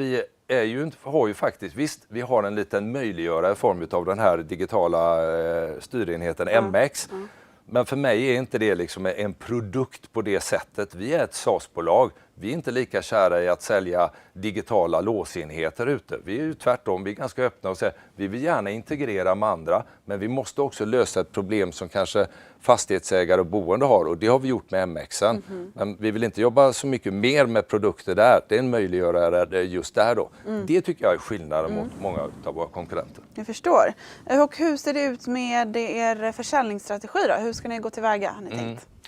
Eller hur gör ni? Hur gör vi idag? Ja, som många andra så börjar man ju någonstans och sen så förändrar man sig under resans gång. Och denna fördelarna är faktiskt lite mindre, att man kan svänga lite fort. Vi har framförallt satsat på en återförsäljarstrategi. Våra återförsäljare det är låsmedel, det är säkerhetsföretag. De som fastighetsägare, bostadsrättsföreningar och kontor vänder sig till med sina problem idag. De vill vi arbeta tillsammans med. Dels för att de redan har kunder och de har det här förtroendet, men också för att det många gånger behövs göras just installationer. Och då måste vi lära känna varandra på ett helt annat sätt. Har det blivit lättare nu när pandemin är över, tänker jag, när man får faktiskt komma ut och träffa sina kunder? Ja, det har väl underlättat för alla faktiskt där tycker jag. Men samtidigt, pandemin där, det är också bra med mycket digitala grejer. Men ska man jobba tillsammans med låsmedel och skapa en relation, då måste man träffas. Så där har du alldeles rätt. Ja. Vi har fått en fråga här om, för du nämnde ju det lite kort med vilka marknader som ni vill expandera till. Holland var ett alternativ. Och Norge har ju seglat upp här också faktiskt. Vi hade väl siktat på Nederländerna till att börja med. Men det hände så pass mycket i Norge. Om det sen är bättre, att norrmännen är bättre på att ta till sig digital teknik än kanske andra är. Men det är klart att då jobbar vi ju där också. Annars är det ju Nederländerna. Vi känner inte så mycket, kan jag säga, det är inte så mycket landsgränserna som är det intressanta utan digitalisering löser ju ett problem och det uppstår ofta i storstäder där man har problem med logistik och trafik och mycket sådana här saker. Så jag är oftast mer intresserad av städer som Amsterdam, Berlin, Paris. Storstäder faktiskt där med en hög teknisk mognad egentligen. Det är bra. Ja, men det förstår man att det är en perfect match för er. Ja. Du visade här på skärmen förut de här olika cirklarna med och den yttersta kanten var det marknadsplats, tror jag det stod. Ja. Berätta lite mer om vad det innebär, vad ni får tänka kring det. Ja, marknadsplatsen. När vi kan gå från att skapa ett flöde från entrédörren via leveransbolag och privata dörrar till innanför dörren, då kan vi också göra saker och ting som går åt andra hållet. Det betyder att det finns många lokala entreprenörer som kanske vill leverera matkassar i närheten. Det kan vara en tvättinrättning som vill erbjuda tvätt utav skjortor och så. Jag ser framför mig att den som har våran app ska kunna välja om jag vill ha erbjudanden eller inte, såklart. Men de kan ju marknadsföra sig där. Och på det sättet kan vi ju skapa smidiga nya lösningar för dig som är konsument där ute. Få grejerna direkt innanför dörren och så. Jag gillade det där med att man slipper med att lämna tillbaka grejer. Det är ju alltid svårt. Det är svårt att få det gjort faktiskt. Ja, faktiskt. De flesta brukar fastna. Men det är lätt att man tänker sig att det är så bra med sån här indoor delivery. Ja, men egentligen är det faktiskt den andra hållet. Den är suverän. Det hade jag behövt i alla fall. Ja. Det är kanske en lite tråkig fråga, men det är ändå en ganska viktig fråga. Vad ser du som den största utmaningen för er som bolag idag? Ja, den största utmaningen ligger nog i att få, skulle jag säga, fastighetsbolag i väldigt stor utsträckning att våga ta till sig ny teknik. Jag ska inte säga att de är fega, och det sitter säkert någon som tycker att de är jättemodiga på det här. Men det jag möter i verkligheten, det är att man vill gärna prova, man vill gärna testa och så här. Vi har en liten tröskel där.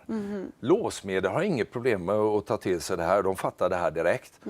Men jag märker det många gånger, särskilt när det är större fastighetsägare och så där, kan vara lite svårt. Det känns som att man måste göra någon form av strategiskt val här, och det är det inte. Det är en fråga om att välja i det lilla och göra kombinationer. Jag tror att man måste lära sig lite mer om de möjligheterna som finns, för här finns jättemycket pengar att tjäna, och inte att tjäna, men det finns framförallt pengar att spara för fastighetsägare genom effektivare förvaltning här ute, och där vill vi gärna vara med. Ja. På tal om spara så var det en tittarfråga om just, för ni lanserade ganska nyligen besparingsåtgärder för att ni skulle få förbättrad kassaflödesutsikt. Vad har det här inneburit eller innebär, och hur påverkar det er operativa verksamhet? Ja. Vi har ju haft en ganska kapitalintensiv period här. Vi har ju tagit fram MX-modulen och vi har uppfunnit nya tjänster. Och det är klart att och vi har byggt upp återförsäljarnätverk framförallt i Sverige, och vi går nu utanför gränserna. När det gäller den tekniska delen, någon gång ibland så måste man säga ja, men nu är vi tillräckligt bra. Du kan fortsätta utveckla hur mycket som helst. Det är inte våran nisch egentligen i det där. Vi vill ha tillräckligt bra grejer. Vi vill sälja tjänster, det är det vi vill göra. Vi vill inte bara sitta och utveckla. Och det kanske skiljer oss från många lite grann olika ursprung som man kommer ifrån. Vi är ett SaaS-bolag, vi vill sälja våra tjänster, de är tillräckligt bra. Och det betyder att vi behöver dra ner en del på den utvecklingen som inte längre behöver göras. Det är många gånger dessutom varit av engångskaraktär som vi har. Så att vi vill vara tydliga genom att sätta ner foten och säga bra, nu ska vi fokusera på säljet från och med nu. Och då gör vi det tydligt också till våra aktieägare här och säger bra, nu kan vi spara. Nu kan vi dra ner på grejerna, nu kan vi fokusera på ett annat sätt. Nu är vi inte lika tekniktunga längre när det gäller utveckling. Jag tycker det är för mig ett statement egentligen, där vi egentligen talar om att nu fokuserar vi på säljet. Jag håller med. Men du, vad är fokus för er som bolag just nu? Vad lägger du ner din mesta tid på? Ja, det är faktiskt det som har med internationell försäljning att göra. Det är där som det slukar naturligtvis mycket tid. Det är mycket kontakter som behöver tas. Som fördelen då med pandemin och annat har varit att vi är ganska bra på att kommunicera via våra bildskärmar och Teams och allt möjligt idag.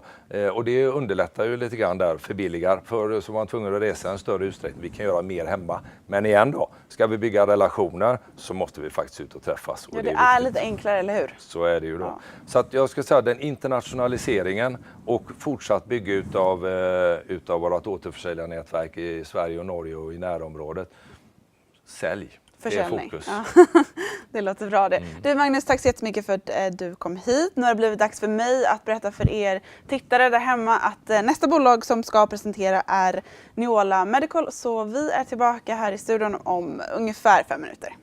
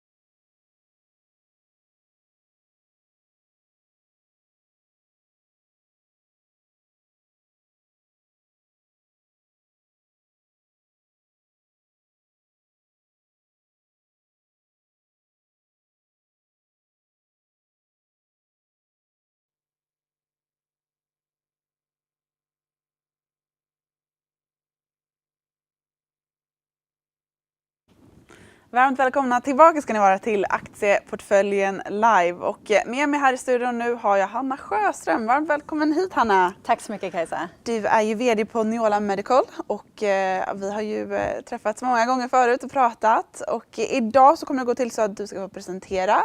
Och när du har dragit din presentation så kommer jag tillbaka och ställer lite frågor från både tittarna och från mig. Så varsågod, scenen är din. Ja, tack så mycket.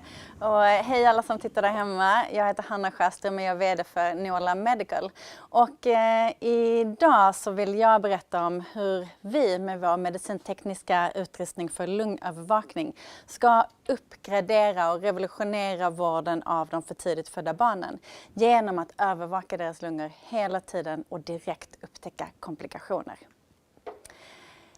Jag har en lång bakgrund inom framförallt snabbrörliga konsumentprodukter med väldigt starkt kommersiellt fokus. Men har också då varit vd för Neola Medical sedan januari 2019. Och på de här åren så har vi gjort en väldigt stor resa.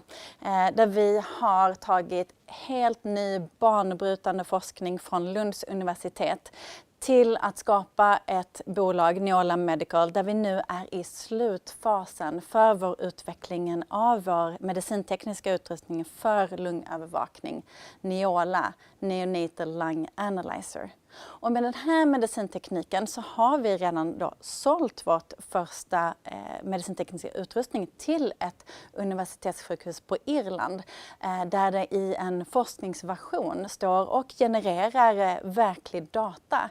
Och på det här universitetssjukhuset så har man precis avslutat en stor klinisk studie på så många som 100 barn och den ska jag berätta mer om idag. Vi är också då listade på Nasdaq First North i Stockholm under ticken Neola. Och spana in oss lite extra idag för vi har också en företrädesemission på gång. Varför ska man då investera i Neola Medical? Jo, framförallt så har vi en väldigt stor och växande adresserbar marknad. Den växer för att allt fler barn föds för tidigt. Men också så har vi en väldigt stort kliniskt behov och efterfrågan från neonatologerna. Och det är för att med Neola så överträffar vi dagens teknologi för lungövervakning i vården. Vi har också en attraktiv affärsmodell där vi säljer både då Neola som en medical device med tillhörande engångsartiklar. Och på det här sättet har vi sett till att få en verklig skalbarhet i vår affärsmodell och säkrat återkommande intäkter. Vi har också en bevisad teknologi som vi ser då fungerar i en stor klinisk studie på nyfödda barn. Och vi har ett väldigt erfaret team. Vi går då in på en växande och icke-cyklisk marknad som förstärks av några väldigt talande trender. Framförallt så har vi då ett växande antal patienter. Det är för att både antalet och andelen för tidigt födda barn växer.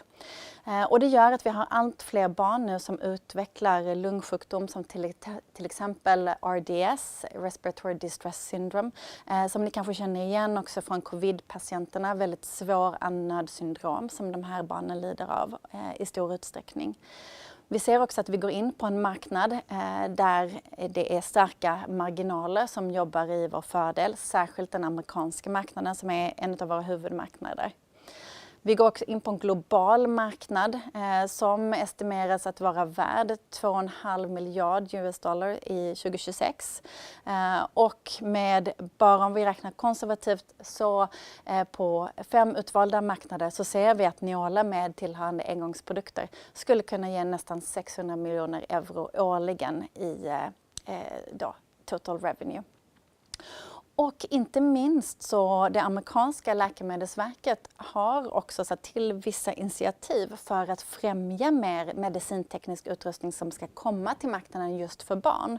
Och det är för att man ser att den tekniska utvecklingen för medicinteknik mot barn estimeras ligga hela 10 år efter den från vuxna. Så det behövs ny teknik i den här vården. Och det gör att vi också har en enormt stor adresserbar marknad. Om ni tittar här och ser ett urval av de länder som vi fokuserar på, så är det framförallt den amerikanska marknaden som är väldigt spännande. Och det är för att det finns över 22 000 neonatal intensivvårdsbäddar i USA. Och också så ser man en ökad fokus från det amerikanska sjukvårdssystemet på just för tidig födsel, eftersom det är så många som 1 av 10 barn i USA som föds för tidigt. Och att det är så många som 1 av 10 barn som föds för tidigt gör också att väldigt många av de här barnen är beroende av neonatal intensivvård. Faktum är att vara född för tidigt är väldigt allvarligt. Det är den främsta dödsorsaken för barn under 5 år idag efter lunginflammation. Och det här är ett så stort globalt problem att FN har satt upp ett specifikt mål i sin Agenda 2030, nummer 3.2, att inget barn ska dö 2030 av orsaker som hade kunnat förebyggas. Och det är precis det vi adresserar. Och tänker ni då på barn som är födda för tidigt, och det är säkert många av er som också känner till ett barn eller har ett barn som är fött för tidigt, eftersom det är så många som 1 av 10. Och ni tittar på er handflata och ni kan tänka er att barnet är just så här litet, så kan ni också föreställa er vilka lungkomplikationer de har när de kommer till världen. Och det är så många som 50% av de väldigt eller extremt för tidigt födda barnen som visar tecken på det som vi kallar allvarliga funktionsnedsättningar vid 11 års ålder. Och det här är något som man ser mycket i skolvårdssystemet, att det är många barn som har problematik. De får framförallt problem med kognitiva och inlärningsproblem, så en hel del hjärnskador. De får också problem med synen, det är många som får problem med att röra sig och kroniska lungproblem. Och det är just därför vi har skapat Neola, Neonatal Lung Analyzer, som då icke-invasivt och kontinuerligt övervakar lungorna hela tiden och ger en omedelbar detektion av lungkomplikationer. Så att barnen inte behöver ligga så länge med sina komplikationer idag. Och typiskt sett då så vad läkarna och sjuksköterskorna är intresserade av när de tittar på den här skärmen, det är att de kan då följa lungvolymen i realtid. De kan också skilja mellan höger och vänster lunga. De kan också se den fria syrgaskoncentrationen i lungan, som är också väldigt värdefull information. Och typiskt sett så används den här informationen då för att upptäcka vanliga komplikationer, till exempel slem i trakealtuben, att det är en femnotorax, en hel eller delvis lungkollaps på någon av lungorna, eller då långsamma negativa trender som läkarna gärna vill se genom att de kan se på skärmen genom att scrolla tillbaka i tiden. Och just sådana här långsamma negativa trender är läkarna väldigt rädda för de leder då ofta till allvarlig eller sjukdom eller en kollaps. Och det vill man verkligen undvika. Så med Neola så får man verkligen en helt ny vårdstandard med en ny teknologi. Och det behövs verkligen i den här vården. För om ni tittar på bilden och ser då dagens metoder för att övervaka lungorna, så ger de bara en ögonblicksbild av lungans status. Och de är också väldigt långsamma att ge resultat. All hantering av barnet ska man vara väldigt försiktig med på för tidigt födda barn, för det stör dem mycket och kan också vara smärtsam. Men sen är det då också vissa av de här metoderna, till exempel lungröntgen som man ser på bilden här överst, och blodprov som är väldigt invasiva, de är skadliga för barnet och kan då också i vissa fall då orsaka smärta. Så här har inte funnits så mycket ny teknologi, och det är också därför vi får så stor uppmärksamhet, framförallt i branschen hos neonatologer och sjuksköterskor, för vår helt nya sätt att kunna övervaka lungorna kontinuerligt, direkt upptäcka komplikationer. Vi har i våra prekliniska studier sett att vi är väldigt snabba på att visa resultat under 1 sekund snabbare, så otroligt snabbt. Men också säkert för barnets väldigt känsliga hy. Och också icke-invasivt, det vill säga bryter inte en hudbarriär. Och det är också väldigt viktigt för de här väldigt känsliga barnen. Så det vi ger läkarna och vården idag är en ny precisionsvård som verkligen uppgraderar dagens vårdstandard. Det är framförallt 3 saker vi ger. Snabbare detektion av lungrelaterade komplikationer som då förebygger ännu allvarligare sjukdom eller till och med död. Vi kan också ge minskat antal dagar i väldigt dyr neonatalintensivvård. Och det här är någonting som framförallt de amerikanska sjukhusen mäter väldigt noga och är väldigt intresserade av.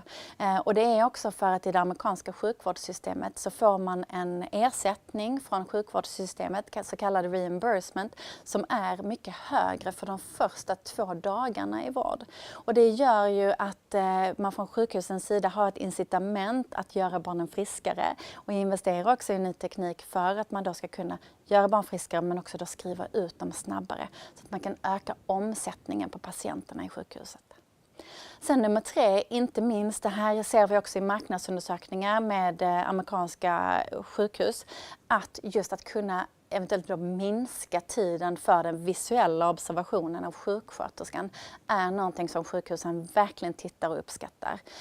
Det handlar ju då om att i dagens metoder så är det mycket visuell observation. I den amerikanska sjukvården visar marknadsundersökningar att det oftast är så mycket som en sjuksköterska per barn som sitter och tittar på barnet. Ibland en sjuksköterska per 2 barn som sitter då och visuellt tittar på barnet och försöker se vad som händer hos barnet så att man kan vara snabb på att hitta komplikationer.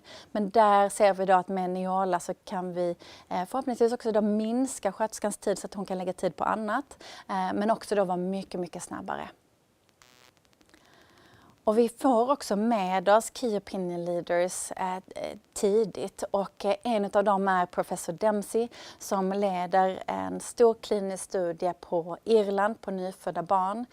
Den är oberoende av företaget, vilket också är väldigt viktigt för att då kunna visa på en objektivitet i datan. Han har då tillsammans med University College Cork köpt in en Neola för att göra en stor klinisk studie på 100 nyfödda barn. Och han och hans team är då övertygade om att med Neola så har man möjlighet att verkligen uppgradera dagens vård och göra en helt annan typ av realtidsövervakning av dem. För att då med målet att kunna minska antalet skadliga röntgentagningar men också begränsa antalet blodprov. Så det här är naturligtvis väldigt viktiga resultat.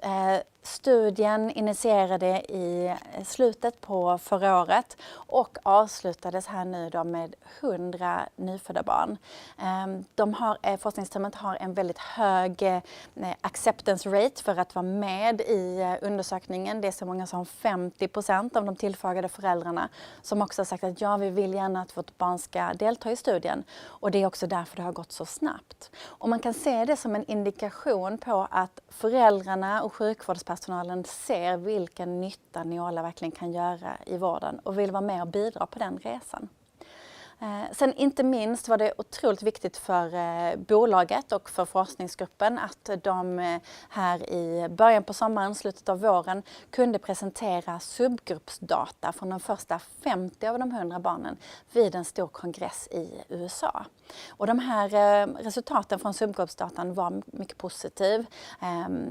Den visar att teknologin håller, att det fungerar väl på mätning av barns lungor. Så det här var ju väldigt viktig data att då komma ut. Och nu arbetar forskningsteamet med den här datan och vi kan förvänta oss publikationer inom det här området. Vi satsar mycket på patent och det är viktigt att göra det när vi går in på en internationell marknad. Vi har idag ett flertal stora patentfamiljer internationellt och vi köpte också loss den sista delen av den viktiga intellektuella propertyn kring vår produkt genom att vi köpte den elektronikplattform som är integrerad i Neola från en utvecklingspartner här i somras. Och det betyder också nu att vi äger all relevant IP kring produkten. Vi har en väldigt tydlig lanseringsplan där vi har noggrant uppställda milstolpar som vi också ser till att nå. Nu ser vi att vi har väldigt spännande milstolpar framför oss med då framförallt tekniska och kliniska studier men inte minst också en certifiering av vårt kvalitetsledningssystem som vi behöver för att kunna sälja medicinteknik på en internationell marknad. Så mycket spännande tider framför oss med fokus då på klinisk data. Och vi har ju också säkrat en affärsmodell för återkommande intäkter där vi då säljer en Neola device tillsammans med engångsartiklar. Och på så sätt så säkerställer vi att vi har en effektiv modell för höga intäkter. Vi har också satt en tydlig kommersialiseringsplan där vi nu är i den första delen som framförallt då är en pre-launch. Där vi ser till att skaffa vetenskaplig data som publiceras i oberoende tidskrifter. Och vi är också då i en process både för en FDA-certifiering för att kunna sälja på den amerikanska marknaden, men parallellt också en europeisk process för att sälja inom EU. Och vi har också identifierat precis de sjukhusen i USA som vi vill nå. Så det handlar om 48 nyckelsjukhus som vi nu kommer börja förbereda i vår lanseringsfas.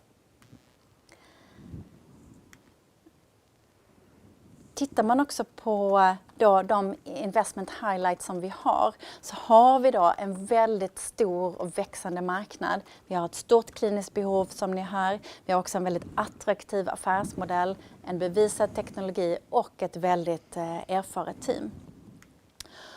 Och vi har just nu då en företrädesemission i marknaden på cirka 55 miljoner kronor. Den är redan till 80% garanterad av befintliga aktieägare och också en ny investerare i LMK Invest.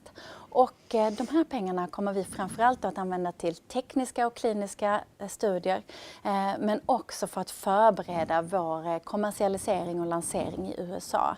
Och inte minst då också stärka vår IP-portfölj ytterligare.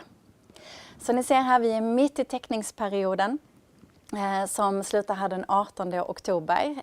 Jag hoppas naturligtvis att ni vill vara med att delta i den här emissionen och att vi tillsammans kan hjälpa bolaget ut så att det kommer till patienter så att de för tidigt födda barnen kan få ny, bättre teknologi i vården. Så med det, stort tack för att ni lyssnade och nu är jag naturligtvis sugen på att besvara frågor. Ja, tack så jättemycket för den presentationen, jätteutförlig. Jag hade tänkt att fråga lite om företrädesemissionen, men du svarade ju ganska utförligt där på vad ni kommer använda pengarna till. Ja, vi står nu inför en väldigt spännande fas där vi har haft en dialog med amerikanska läkemedelsverket under ungefär 1,5 års tid. Vi börjar närma oss den delen som nu fokuserar på de kliniska studier som vi behöver göra för att få ett godkännande. Vi tycker att vi har fått en god bild av vad det är som krävs. Och pengarna kommer ju framförallt gå till de först tekniska verifieringsstudier vi behöver göra, men sen också klinisk validering. Och framförallt då för att kunna ta er in på den amerikanska marknaden. Det stämmer. Men kan du prata lite mer om, för när du nu identifierat de här 48 stycken nyckelsjukhusen i USA, vad är liksom det nästa steget efter man har gjort det här? Ja, vi jobbar ju mycket nu med framförallt Key Opinion Leaders för att ta oss in på rätt sjukhus, men också att kunna samarbeta med rätt neonatologer som är intresserade just av lungövervakning på för tidigt födda barn. Och det finns ett jättestort intresse eftersom det här är ett vetenskapligt väldigt intressant område, men också för att behovet av ny teknologi för lungövervakning är så stort i vården. Så att vi möter ett väldigt stort intresse från läkare världen över. Och visst är det otroligt viktigt just i den här branschen att man får med sig de där Key Opinion Leaders?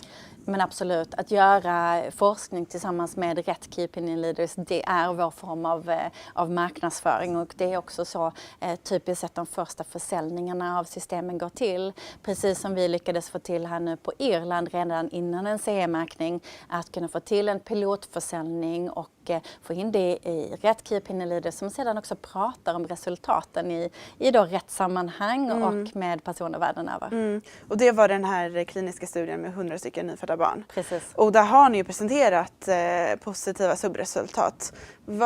Du nämner ju det, men vad innebär det här för era framtidsutsikter nu? Jag skulle säga att rent konkret så innebär det att teknologin har validerats. Det fungerar att med Neola kunna mäta på barns lungor. Och det här är ett styrketecken för bolaget, för teknologin. Och det gör ju också att det ger oss en trygghet i den potential som vi ser för Neola på sjukhusen. Jag förstår. Du nämnde också lite kort i din presentation att ni har ju förvärvat IP-rättigheterna. Varför var det viktigt för er? Alltså att bygga upp ett bolag så här som ska gå in på den amerikanska marknaden, då är IP-tillgångarna ett av bolagets absolut mest värdefulla tillgångar. Och därför var det viktigt för oss och är viktigt för oss att hela tiden expandera vår IP-portfölj, att ha nya patent och att äga allting själv i bolaget för ett sätt att bygga upp värdet. Och en av de sista pusselbitarna som vi då behövde få på plats var att också äga den väldigt avancerade elektronikplattform som finns då integrerad i Neola. Och den köpte vi nu loss från utvecklingsbolaget som har jobbat med den som en jättefin partner till oss. Men det var viktigt för oss att ha som en del, att äga den själv och kunna ha full kontroll över den själv. Jag förstår. Innan du kom hit idag så gjorde jag lite research så att du kollade på LinkedIn vad man kunde hitta och så vidare och på nätet. Och då såg jag att du var lite så här cover girl på Medtech Magazine. Jättekul. Vad var det viktigaste ni pratade om i den intervjun där? Ja, men det är fantastiskt roligt. Jag vet att jag blev lite förvånad själv. Förra kvartalet så var det Arjos vd som var på första sidan och det här kvartalet fick jag den möjligheten att vara med. Och jag tycker det är jätteroligt att branschpressen lyfter fram också mindre bolag som har en stor potential framåt. Och vi diskuterade framförallt det här hur snabbt det har gått från oss att med väldigt avancerad forskning faktiskt ha ett bolag som nu siktar på en kommersiell marknad. Så att man kan läsa mer om det online om vår resa där. Medtech Magazine var det alltså som man kan kolla i. Det har ju också, jag kunde också hitta att ni hade publicerat en artikel i den här Pediatric Research som vi pratade lite grann om tidigare. Alltså, hur pass viktigt är det för er som bolag att ni nämns i sådana här tidskrifter? Är det en stor milstolpe för er? Eller? Det är helt centralt, skulle jag säga. Att forskningen och att Neolas teknologi är med och blir publicerad och omnämnd också med den kliniska nyttan i Pediatric Research som är den främsta vetenskapliga tidskriften för neonatologer världen över. Det är absolut en fjäder i hatten, men också skulle jag säga en pusselbit inför vår kommersiella lansering. Det är en viktig artikel som vi tar med oss när vi pratar med neonatologer världen över. Och vad skulle du säga att den största utmaningen är för er nu när ni går in i den här nya kommersialiseringsfasen? Vad är den största utmaningen med det? Men det är att verkligen kunna hitta rätt, att då komma in på precis rätt sjukhus och kunna göra då också studier med neonatologer och naturligtvis att vi tar oss på ett framgångsrikt sätt genom FDA-processen. Och om du skulle få sammanfatta, varför tycker du att man ska vara med och investera i Neola Medical? Jag skulle säga så att nu har vi ju ett antal år bakom oss. Vi är i en väldigt spännande fas när det handlar just om det här sista steget inför kommersialisering. Så att nu tycker jag verkligen att det finns en väldigt spännande möjlighet här framöver när vi är så nära marknaden. Det är mycket som ska hända nu för er. Det är mycket verkligen. som händer nu. Ja. Du Hanna, tack så jättemycket för att du kom hit idag och presenterade. Tack så jättemycket Kajsa. Och till er där hemma, vi är alldeles strax tillbaka och då har vi Eurocine Vaccines med oss här i studion. Så vi ses snart.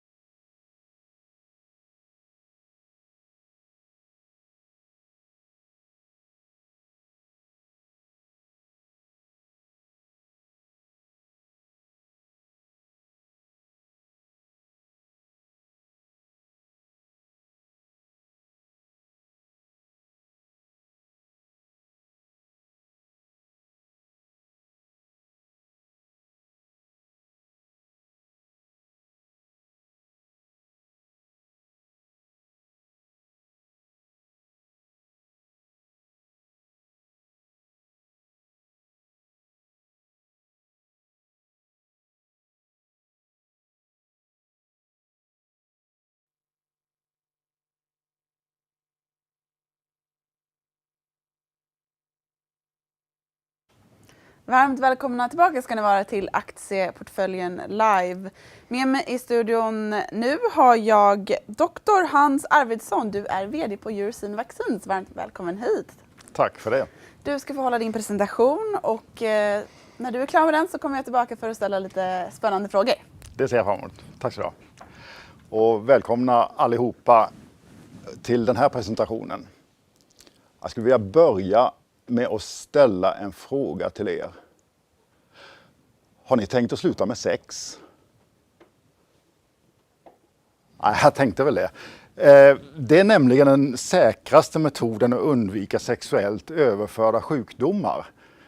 Men kanske det finns bättre metoder. Och det är lite grann av det jag tänkte att vi ska prata om idag. Vacciner. Vacciner har varit med oss ett ganska bra tag. Men vi fick ju en påminnelse om vilken betydelse vacciner har i samband med pandemin. Och den råkade ju hamna nästan exakt 100 år efter den riktigt stora pandemin i början av 1900-talet efter första världskriget. Den skördade då fler offer än vad första världskriget gjorde. Nu, tack vare vacciner, så fick vi hejd på den i alla fall. Det är den typ av betydelse vacciner kan ha. Men det finns fortfarande infektionssjukdomar som inte kan förebyggas eller botas med vacciner.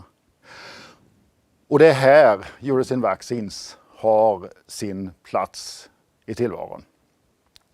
Jag har förstorat upp de två mittersta pilarna här, preklinisk och tidig klinisk fas av utvecklingsarbetet för att visa att det är där vi engagerar oss.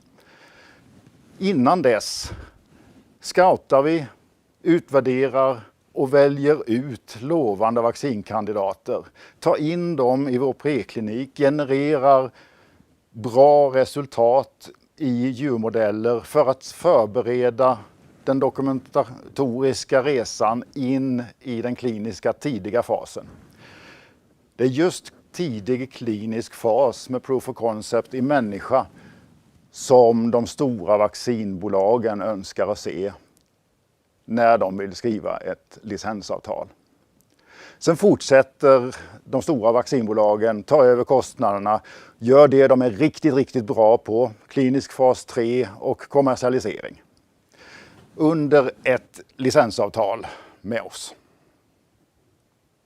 Det här brukar vi kalla att vi överbryggar klyftan mellan den tidiga innovationen och marknaden där vaccinbolagen agerar.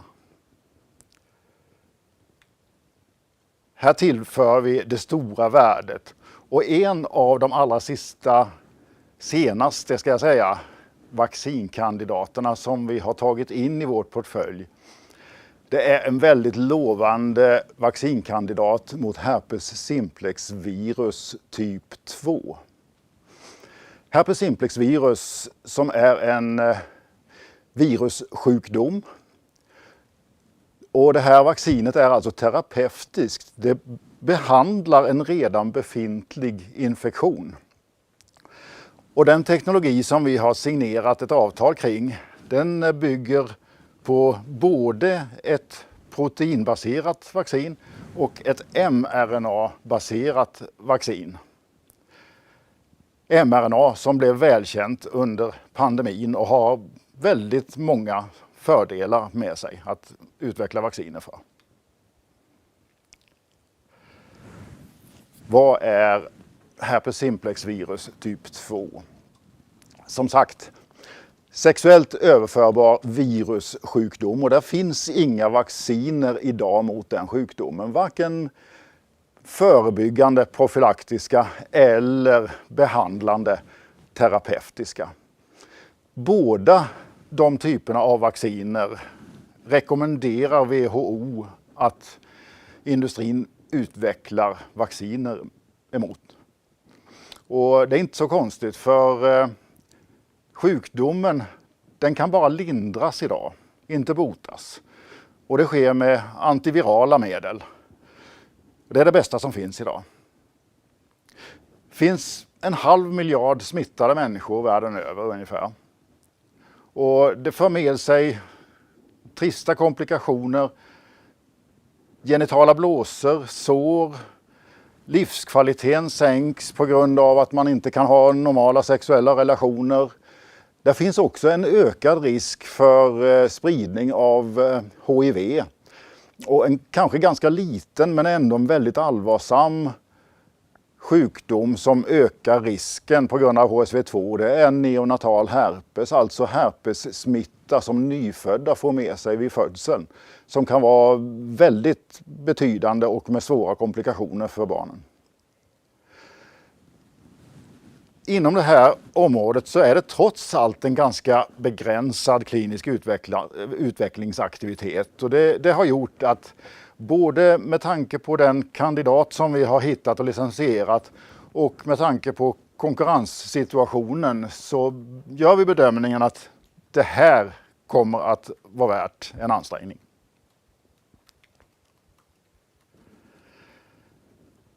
Den kandidat, eller de kandidater som vi har licensierat och som vi skrev avtal om i juni i år, alltså ganska nyligen. Det omfattar ett avtal där både proteinbaserade kandidater och mRNA-baserade kandidater omfattas. Så det här bygger på en väldigt noggrann grundforskning av Red Biotech i Schweiz som vi skrev avtalet med. Och de har gjort de lovande resultaten i den djurmodell som är vanligast för att studera HSV2, nämligen marsvin. Vi kommer att utveckla den här produktkandidaten, men vi kommer också att under resans gång utvärdera möjligheten att använda den här teknologin för ett förebyggande eller profylaktiskt vaccin, vilket då skulle kunna addera ännu mera värde till portföljen. Och naturligtvis så har vi ett patentskydd där vi såg bara för kort tid sedan att vi fick ytterligare ett patent godkänt i Korea som är en av de viktigaste marknaderna i Asien. Låt mig också låta er bekanta er lite med klamydiakandidaten. Här talar vi om en bakteriell sjukdom, inte virusbaserad. Här pratar vi också om ett profylaktiskt vaccin, det vill säga ett förebyggande vaccin. Det är ju för det mesta det man pratar om i vaccinvärlden, att vi förebygger sjukdom med ett vaccin med hjälp av immunsystemet. Och den aktiva beståndsdelen i klamydiakandidaten är ett protein som vi tillverkar för att kunna ingå i studierna längre fram. Klamydia, också sexuellt överförbar. Här finns inte heller något befintligt vaccin. Här pekar också WHO på att det finns ett behov av förebyggande vacciner. Och det är inte så konstigt, för här har vi en situation där vi behandlar klamydiainfektioner om den upptäcks med antibiotika.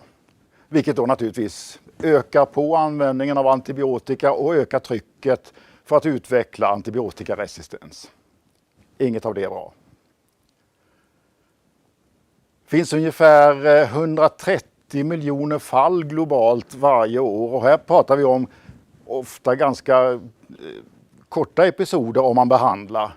Men den kan mycket väl ligga osynlig utan att visa symptom. Och det är bland annat det som är det lömska med klamydiainfektion. För tillsammans med de svåra komplikationer som klamydiainfektionen kan ge, framförallt hos kvinnor, så är osynligheten ett arver. Man ser inte att man har infektionen, men den kan få svåra komplikationer. Riktigt dålig kombination. De komplikationerna kan till exempel handla om infertilitet. Det är tråkigt nog. Riktigt allvarligt kan det bli med utomkvedshavandeskap och även för tidig födsel naturligtvis. Inte nog med det, även klamydia är en sjukdom som ökar mottagligheten för andra sexuellt överförbara sjukdomar. Och igen, HIV tar jag upp som ett väldigt tråkigt exempel. Så en sjukdom som inte visar symptom men leder till svåra komplikationer. Finns det egentligen något bättre tillfälle när man ska förebygga istället för behandla? Jag tycker inte det.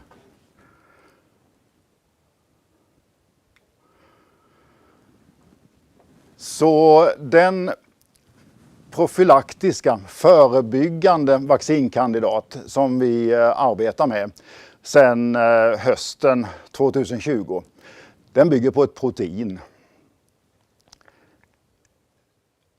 Den designen av proteinet, det var det som vi nappade verkligen på hos innovatörerna. Professorerna som har uppfunnit den här vaccinkandidaten. För det här proteinet, det bygger på ett av de kroppsegna proteinerna.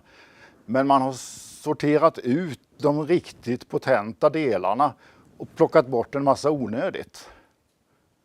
Och det brukar vi kalla för en intelligent design och ett trunkerat protein, det vill säga man har tagit isär proteinet och satt ihop de bästa bitarna för att få ett riktigt effektivt protein med som vi kallar epitopdensitet som är hög. Det vill säga epitoper, det är sådana ställen som triggar immunförsvaret. Och densitet, det är vilken täthet det har. Det vill säga proteinet har hög täthet av immunologiskt aktiva delar. Det är perfekt, för då får vi bra respons. Och det ser vi också, för vi får både antikroppsresponser och T-cellsresponser med den här vaccinkandidaten i våra modeller. När vi såg de resultaten så drog vi igång ordentligt med att ta fram en tillverkningsprocess som är bra nog för att gå ända in i klinisk prövning med.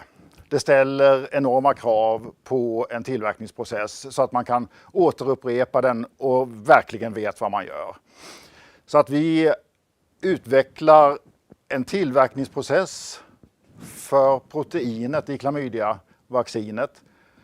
Och vi kommer väldigt snart fram till ett läge när vi bedömer att vi kan gå in i en toxikologisk studie med den proteintypen och att tillverkningsprocessen är tillräckligt långt framskriden för att kunna betrakta proteinet som representativt.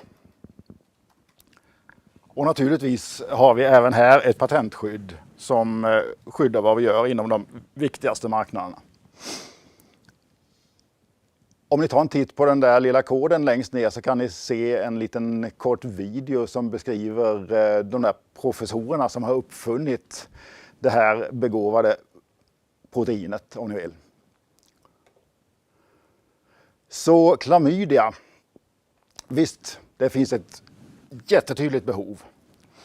Det finns en begränsad konkurrens ute i marknaden. Det finns bara en aktör i världen som vi känner till som har genererat kliniska data överhuvudtaget. Och vår marknadsanalysfirma vill gärna jämföra det här med vaccinerna mot HPV. Det vill säga de vacciner som ges till, som rekommenderas i alla fall till alla flickor i yngre tonåren och numera också till de flesta barn i världen, de flesta pojkar i världen också. De vaccinerna sålde tillsammans för 4,2 miljarder US-dollar 2020 och förväntas nå uppåt 7 miljarder US-dollar 2026. Så det är mycket intressanta marknader vi talar om. Och anledningen till att jag jämför med det här är att det vänder sig till exakt samma population. Det vill säga helst tonåringar före sexdebut. För då kanske man inte ens behöver bekymra sig om att få varken HPV eller klamydia.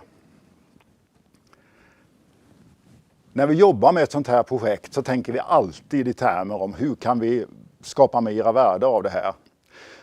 Och i just klamydia-projektet så arbetar vi med ett protein och det kan man använda till att göra ett diagnostiskt test också för att se om personer har haft klamydia tidigare. Så den idén har vi sett till att skydda och få rättigheter till. Och så fort vi har kommit lite längre i proteintillverkningen så kommer vi att undersöka den möjligheten vidare. Så planen framåt, den handlar om både klamydia som ligger längst fram. Den ska vidare in i tox och till klinik. För HSV2 så kommer vi att genomföra inom väldigt kort starta prekliniska studier för att ta reda på vilken teknologi vi helst bör gå vidare med. Parallellt med det fortsätter vi att utveckla portföljen som jag berört lite grann, men också marknadsaktiviteter. Och i mera konkreta termer så har vi en industriellt skalbar tillverkningsprocess för klamydiaproteinet som ska generera protein in i toxikologisk studie. Den planerar vi att sätta igång innan året är slut. Parallellt med det inom närtid så kommer vi naturligtvis öka kunskapen genom prekliniska studier även i det projektet. För HSV2 där gör vi en jämförelse mellan proteinbaserad kandidat och mRNA-baserad kandidat i en preklinisk studie med start väldigt snart. Och baserat på det längre fram och kanske ytterligare en preklinisk studie kan vi ta beslut om vilken av de kandidaterna vi går vidare med. Också inom det närmaste året så kommer vi ta en djupare titt på om profylaktiskt vaccin mot HSV2 kan vara en väg vidare att gå.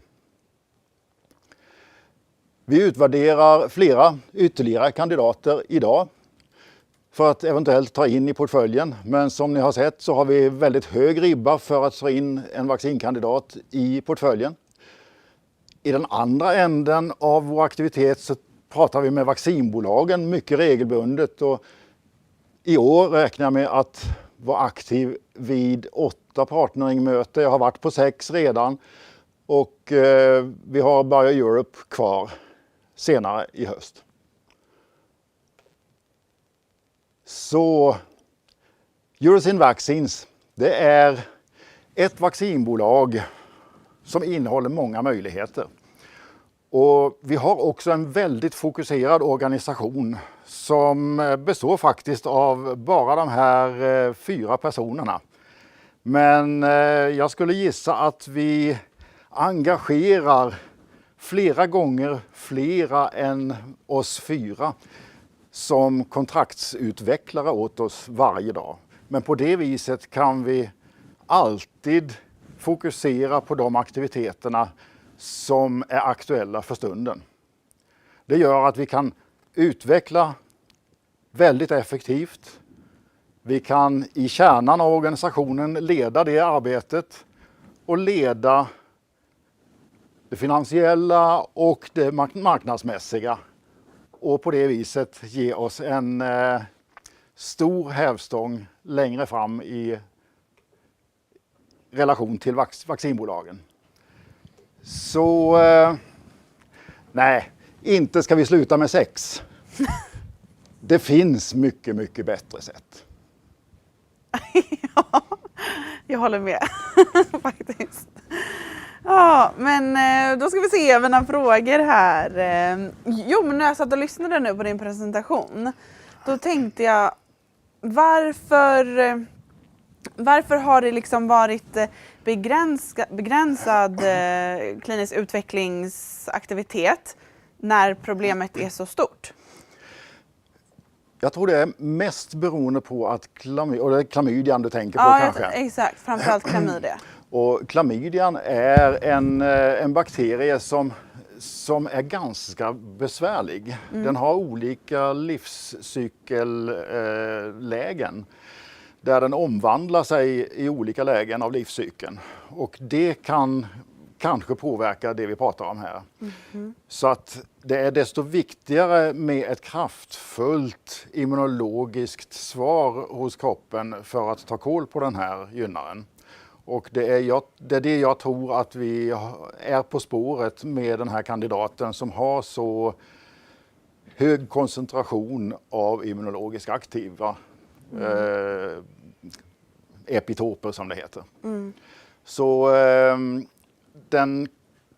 den konkurrent som är längst fram och har genererat kliniska data har i och för sig positiva tendenser i de resultaten, men vi har inte riktigt sett att de har gått så mycket vidare. Okay. Det som betyder allra mest för mig, det är att när jag talar med de stora vaccinbolagen, då efterfrågar de precis det här. Klamydia, HSV2. Ja. Men är det liksom att det är så pass, det har varit otroligt, man har inte knäckt koden? Man har inte knäckt koden. Men Och ingen säger att det är lätt. Nej. Det ska inte vi heller säga. Nej. Däremot så vill jag påstå att de forskare som har tagit fram de här 2 kandidaterna har gjort det på ett väldigt listigt sätt. Och också tänkte på, om vi då fokuserar på klamydia, så nämnde du också att ni eventuellt skulle titta på att göra sådana här tester, diagnostiktester. Det är ju väldigt inne idag. Man kan ju testa sig för allt, både det ena och det andra. Men idag finns det väl tester för klamydia? Det finns tester, men det finns inte den typen av tester som vi skulle vilja använda också i våra kliniska program. Så att vi har en synergi i det där. Och när vi väl har det framme, då kan vi kanske erbjuda det för någon också. Förstår. Du nämnde också det här med, det var ganska många svåra ord, så jag måste fråga, vad betyder en toxikologisk studie? Vad tittar man på då? En toxikologisk studie är en av de studierna som man måste kunna visa dokumentation ifrån när man går till Läkemedelsverket för att få godkänt att genomföra en klinisk studie. Och speciellt när det handlar om en helt ny substans, i det här fallet ett nytt protein som inte har getts till människa förut. Då behöver man visa i djurmodeller att det här leder inte till några elaka biverkningar. Det är inte giftigt? Typ. Det är inte giftighet. Toxikologi är läran om giftighet. Ja, då förstår jag. Tack. Vad skulle du säga att den största utmaningen för er som bolag är? Nästan alltid när jag har fått den frågan hittills så har jag beskrivit någonting i utvecklingsarbetet. Och det är jag frestad att göra nu också. Det finns massa svårt och knepigt att tillverka proteiner. Ja, det låter otroligt avancerat. Men just där vi står här och nu, det är finansklimatet som är den största utmaningen just nu. Ja, det är klart. Ja, det är inte... Och den emission som vi genomför just nu, den har vi lyckats att få en 100% garanti på. Vilket är väldigt bra med tanke på det klimatet. Och jag vill än en gång tacka Flary Invest som storägare för att både teckna sin andel och också gå in med en toppgaranti i den emissionen. För en så tung investerare med en så tydlig life science-profil, det är vi väldigt tacksamma för. Nu hoppar jag här lite, men en annan lite så här nitty-gritty fråga är, jag undrar vad är skillnaden? För man hörde ju, som du nämnde i presentationen, när det var vaccin mot corona så var det ju både då protein och mRNA. Vad är den största skillnaden och varför har ni tittat på båda två? Det är ofta ett protein som triggar immunsystemet och skapar en immunrespons. Antingen i form av antikroppar eller T-celler eller båda två. Proteiner. Allt som kommer in i kroppen och ser konstigt ut för immunsystemet består till någon del av proteiner i väldigt hög grad. Så det är det mest naturliga och så har det nog varit under många år att den protein substans man vaccinerar med. mRNA, det är receptet för ett protein. Okej. Och jag med. För kroppen, för cellen. Så att om man petar in receptet i cellen så tillverkar cellen själv samma protein som jag vill. Och då sätter immunsystemet igång då också. Okej. Och idag har ni då både, nu ska ni bestämma er för ifall ni ska köra på mRNA eller protein. Och det innovatörerna på Red Biotech i Schweiz hade gjort, de tog fram ett proteinbaserat vaccin först och gjorde en hel del studier på det. Bland annat visade att man kunde bota marsvin. Så det är framförallt på proteinbaserad kandidat som de har genererat resultat. Okay. Men mRNA-baserad kandidat har så stora fördelar av olika slag. Det är billigare, enklare, snabbare och allting. Så att kan man utan allt för stora nackdelar gå på en mRNA-baserad kandidat istället, då vill vi göra det. Så vi vill jämföra dem. Jag förstår. Vilket av de här projekten brinner du starkast för? Kan du välja ett? Av klamydia eller HSV2? Jag ska säga dig att jag har blivit tagen sen i juni när vi signerade avtalet med Red Biotech om HSV2. För jag har fått ett telefonsamtal minst varenda vecka ifrån personer som går med herpes simplex typ 2. Och det är ju just för att det är ett terapeutiskt vaccin. Det är vaccin mot någonting som redan finns där, som en infektion. Och det finns ett hiskeligt lidande ute i världen. De mejlar ifrån hela världen och undrar, när är vaccinet framme? Jag vill bli bra. Och de blir inte hjälpta av antivirala medel. Och så att känslomässigt, och låt oss styras av känslor ibland, så är det ingen snack om saken. Det berör mig. Men kommer man, om jag förstod det hela rätt, så hoppas man sen också i framtiden att kanske komma på ett vaccin som även är profylaktiskt, förebyggande? Ja, precis så. Spännande. Men du nämnde också att ni har 3 andra lovande kandidater. Jag antar att du inte kan säga så jättemycket om det här, men kan du säga något mer? Av någon anledning så har vi för en del kandidater hamnat på sexuellt överförda sjukdomar. Det kan finnas någon sån bland dem vi utvärderar, men det finns också andra. Det finns en del vaccinkandidater ute i världen som handlar om sjukdomar i utvecklingsländer som du och jag sällan behöver tänka på, men andra behöver det. Och där kan jag, på tal om utvecklingsländer, vet du vad den vanligaste förebyggbara orsaken till blindhet är? Klamydiainfektion i ögonen. Nej, det visste jag inte. Nej, det visste jag faktiskt. Det visste inte jag heller för ett par 3 år sedan. Nej, och det är obehagligt där att man ofta... Det är visserligen andra serovaror än de vi arbetar med för könsklamydia. Men har vi utvecklat det så kanske man kan gå vidare för en sån produkt också. Ja, och det är obehagligt det där med att man inte, ofta många gånger inte vet att det inte får några symptom av klamydia. Precis. Såklart. Men du, tack så hemskt mycket för presentationen idag. Jag ser fram emot att följa er resa. Jag som ska tacka. Tack själv. Och tack till er där hemma för att ni har hängt med oss idag. Sista bolaget att presentera idag är Redwood Pharma. Så de kommer tillbaka alldeles strax efter pausen.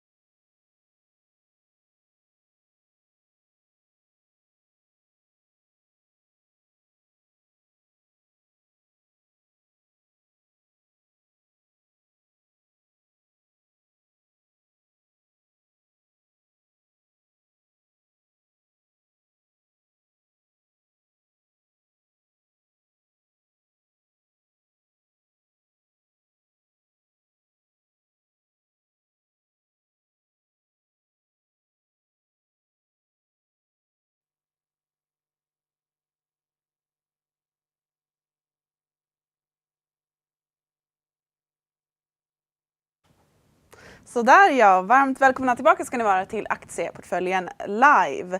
And I'm actually going to switch to English now because I have Martin Vidaus with me in the studio. He's the CEO of Redwood Pharma. Welcome, Martin.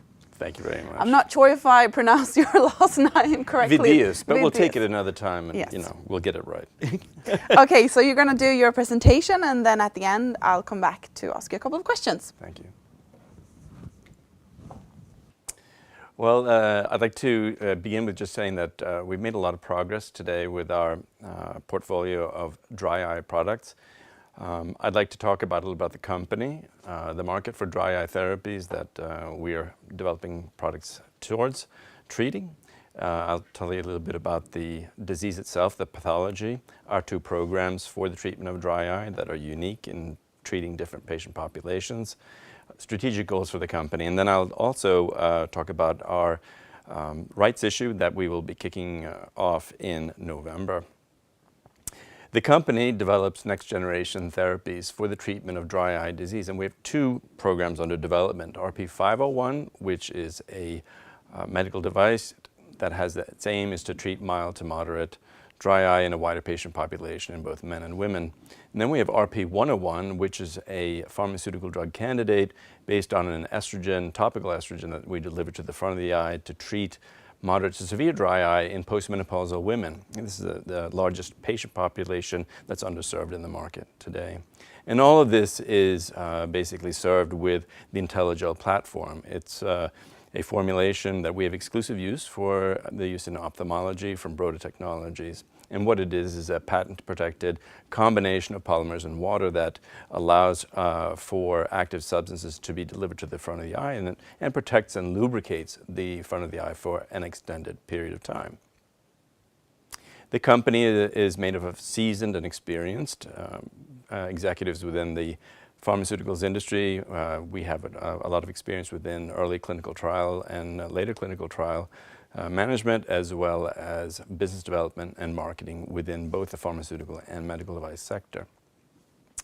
We have the advantage today that we're in an industry with a demand for its products within the pharmaceutical and medical device area that we see very large growth, and we've seen that over the last 20 years. And there's a lot of innovation, needs for new products by bigger companies in technologies that are developed by smaller companies like ourselves. And if we look at the total amount of investment that's been made by pharmaceutical firms, over the last 10 years, it's grown from 127 billion in 2012 to 200 billion in 2020. That's the last 8 years, I should say. And then if you don't know much about the ophthalmology area, this is a really exciting area. It's an area where there's a lot of dynamism in terms of innovation.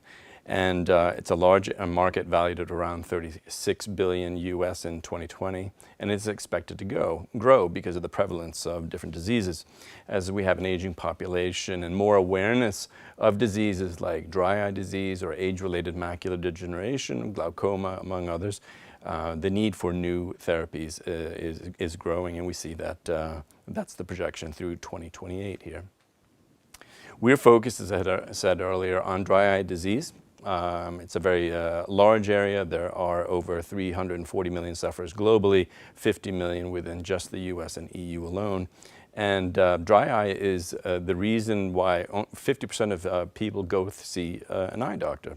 It's because they have those symptoms. And so it's a large market, a large need. And what we see in the graph on the screen is that on the left-hand side you see artificial tears. That's the primary first-line treatment. That's expected to grow from 2.3 billion to 2.9 million from 2019 to 2030.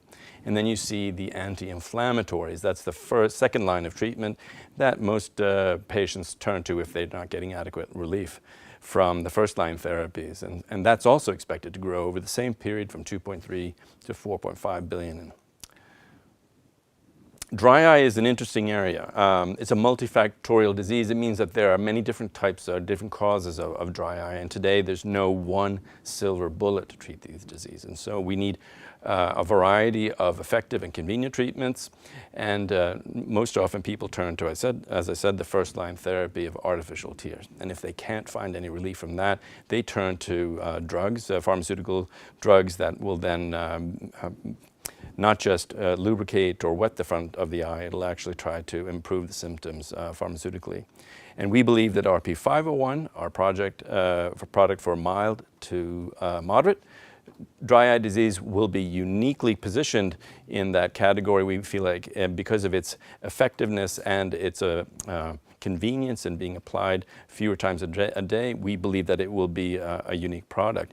And likewise with RP101, because its mechanism is to influence the underlying biological mechanism, it differentiates itself from the competitive landscape. So we feel that both products are going to find very competitive positions within the market.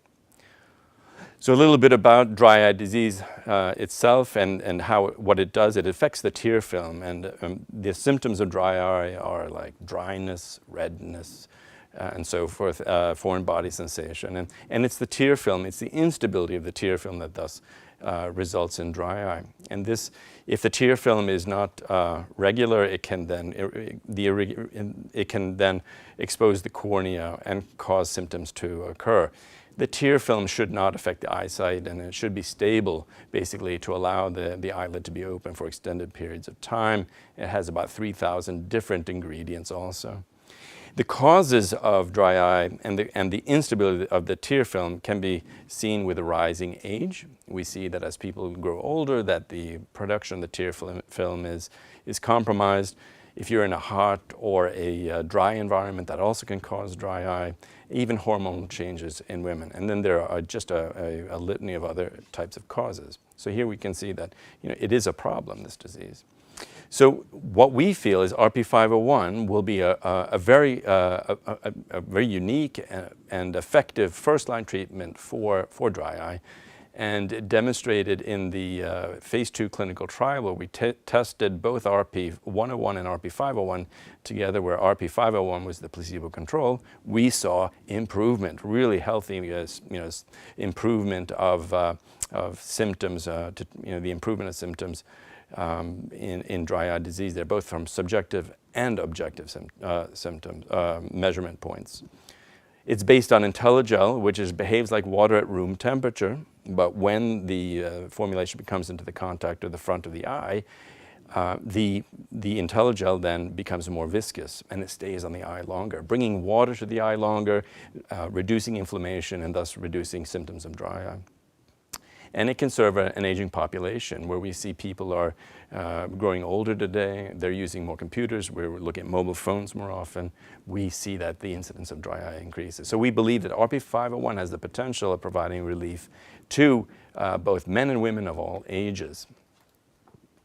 So our focus today is to bring 501 to market, and it represents a next generation therapy beyond ordinary artificial tears and gels, where those two categories basically have been developed because of this need this temporary need by patients. What we are doing with 501 is basically surfing on the benefits of both of these products. Artificial tears, easy to apply, but less effective. Many applications a day are needed. Gels, on the other hand, are more difficult to apply, but they hinder. They hinder a lot of. There are a lot of symptoms such as blurred vision and so forth, and difficulty in applying. That is the primary problem with them. So what we are trying to do is to piggyback on the benefits of both of those categories. Take the benefits of artificial tears and the benefits of gels, combining them into a new category, and we think that will differentiate ourselves out of the market. So today we have a clinical trial underway where we're testing 501 in both men and women in a trial in Vienna, and 60 patients are being divided into two groups looking at efficacy, tolerability, and safety in those two groups with and without contact lenses. Our short-term goal now is to get CE mark approval. This allows us to then market the product in Europe. And our intermediate goal then is to build an engine for revenue growth through sales and licensing partnerships. So we believe that RP501 can be tested, commercialized, and launched quickly, and will generate positive cash flow for the company. So that was RP501, our mild to moderate treatment. This is RP101. This is our novel treatment for moderate to severe dry eye. It is a low-dose estrogen-based topical therapy for chronic dry eye in postmenopausal women. And it'll be the first product of its kind. It actually targets a specific biological mechanism in the eye, stimulates production of tear fluid, and we have completed a phase 2 trial in Europe, which exhibited safety and efficacy with up to 2 doses a day. And we also confirmed prior to results, phase 2 results in the US. And we had good news this year as the FDA approved our phase 3 clinical trial design. And I think that that just bodes well. And when the FDA in the largest market in the world gives us a go-ahead to go with that design, I think that's always a great vote of confidence. And just to summarize, we showed positive results in our phase 2 trial, both in objective and subjective symptoms. We feel like we have a good case for going forward into a next clinical trial, and we're looking for a partner, financial partner, to help fund that next phase. So our strategic goals for the coming 6 to 12 months, one is to carry out our regulatory medical technical work regarding 501, get that approval for EU and explore with the US the regulatory strategy for 501 in that market. And then to complete the clinical study that we're currently underway with, complete the scale-up of commercial production where we're looking at using Romalag, one of the largest commercial manufacturers of ampoules, modifying their production facilities to get it up to scale so that we can supply global sales. Look at 101 then for the detailing a clinical plan, and then evaluating new projects where IntelliGel can be used either in our own products or other products on the market. So in the medium term, looking at the CE mark for launch and distribution, licensing of our products, and developing and licensing IntelliGel for other products as well. So the path forward has critical milestones. We have clinical trial results coming up, the scale-up of production, regulatory CE marking approval, and then positive cash flow. And we believe that RP501 has the potential to be an interesting and attractive addition to the self-care market, well positioned to existing first-time treatments, and we believe that it will in turn result in positive cash flow. So to fund these activities, I'd like to invite our existing shareholders and new ones in a rights issue that we're kicking off in November. We are raising 33 million Swedish crowns. That is guaranteed to 40%. And these proceeds that we're going to be raising will help us bring the product 501 for CE marking in Europe, scale up our production, and development of a new brand for our communication strategy for the product. And just to invite everybody, we will the first day of trading during this subscription period is the 3rd of November, and it'll extend for 2 weeks. And we invite everybody to join, including our existing shareholders. And if you're not currently a shareholder in Redwood, please join the company and help us enjoy the next coming milestones to develop the portfolio further. Thank you. Thank you very much for that presentation. I've got a couple of questions emailed to me last night, which I'm going to ask you. Let me just scroll through here. Maybe you would like to clarify once again, because we've got a question here about the difference between the RP501 and the 101. Well, RP501 is a medical device. Because it doesn't have an active substance in it, it is then treated by the regulatory authorities as a non-active substance. So it'll receive a CE mark, and that's what we're looking for in Europe. And in the US, once we iron out the regulatory strategy there, it probably will also be treated as a medical device. But that we're trying to iron out at the moment. RP101 has an active substance in it, has an estrogen compound. That's what differentiates the two. And because estrogen then has been shown to trigger the production of tear film, improve the the symptoms of dry eye, it is considered thus a drug. And so there are two different approval processes that we're managing. Is it usually when it's the RP501, that's usually a quicker way to market, isn't it? When it's not. Yeah, exactly. A medical device most often is a quicker way to market, and it's also a cheaper way to market because it is not as rigorous. The requirements, the clinical requirements, aren't as rigorous around a medical device. So we are sitting pretty at this moment. I think that we are looking to submit a CE application next year, and knock on wood that the notified bodies can have capacity to review our application, but shortly thereafter we should be able to launch the product and be into territories of revenues. And the market that you wish to launch on is in the States? Well, initially we'll look at the European market because we're local here, and we know that'll be treated most likely as a Class 2B device.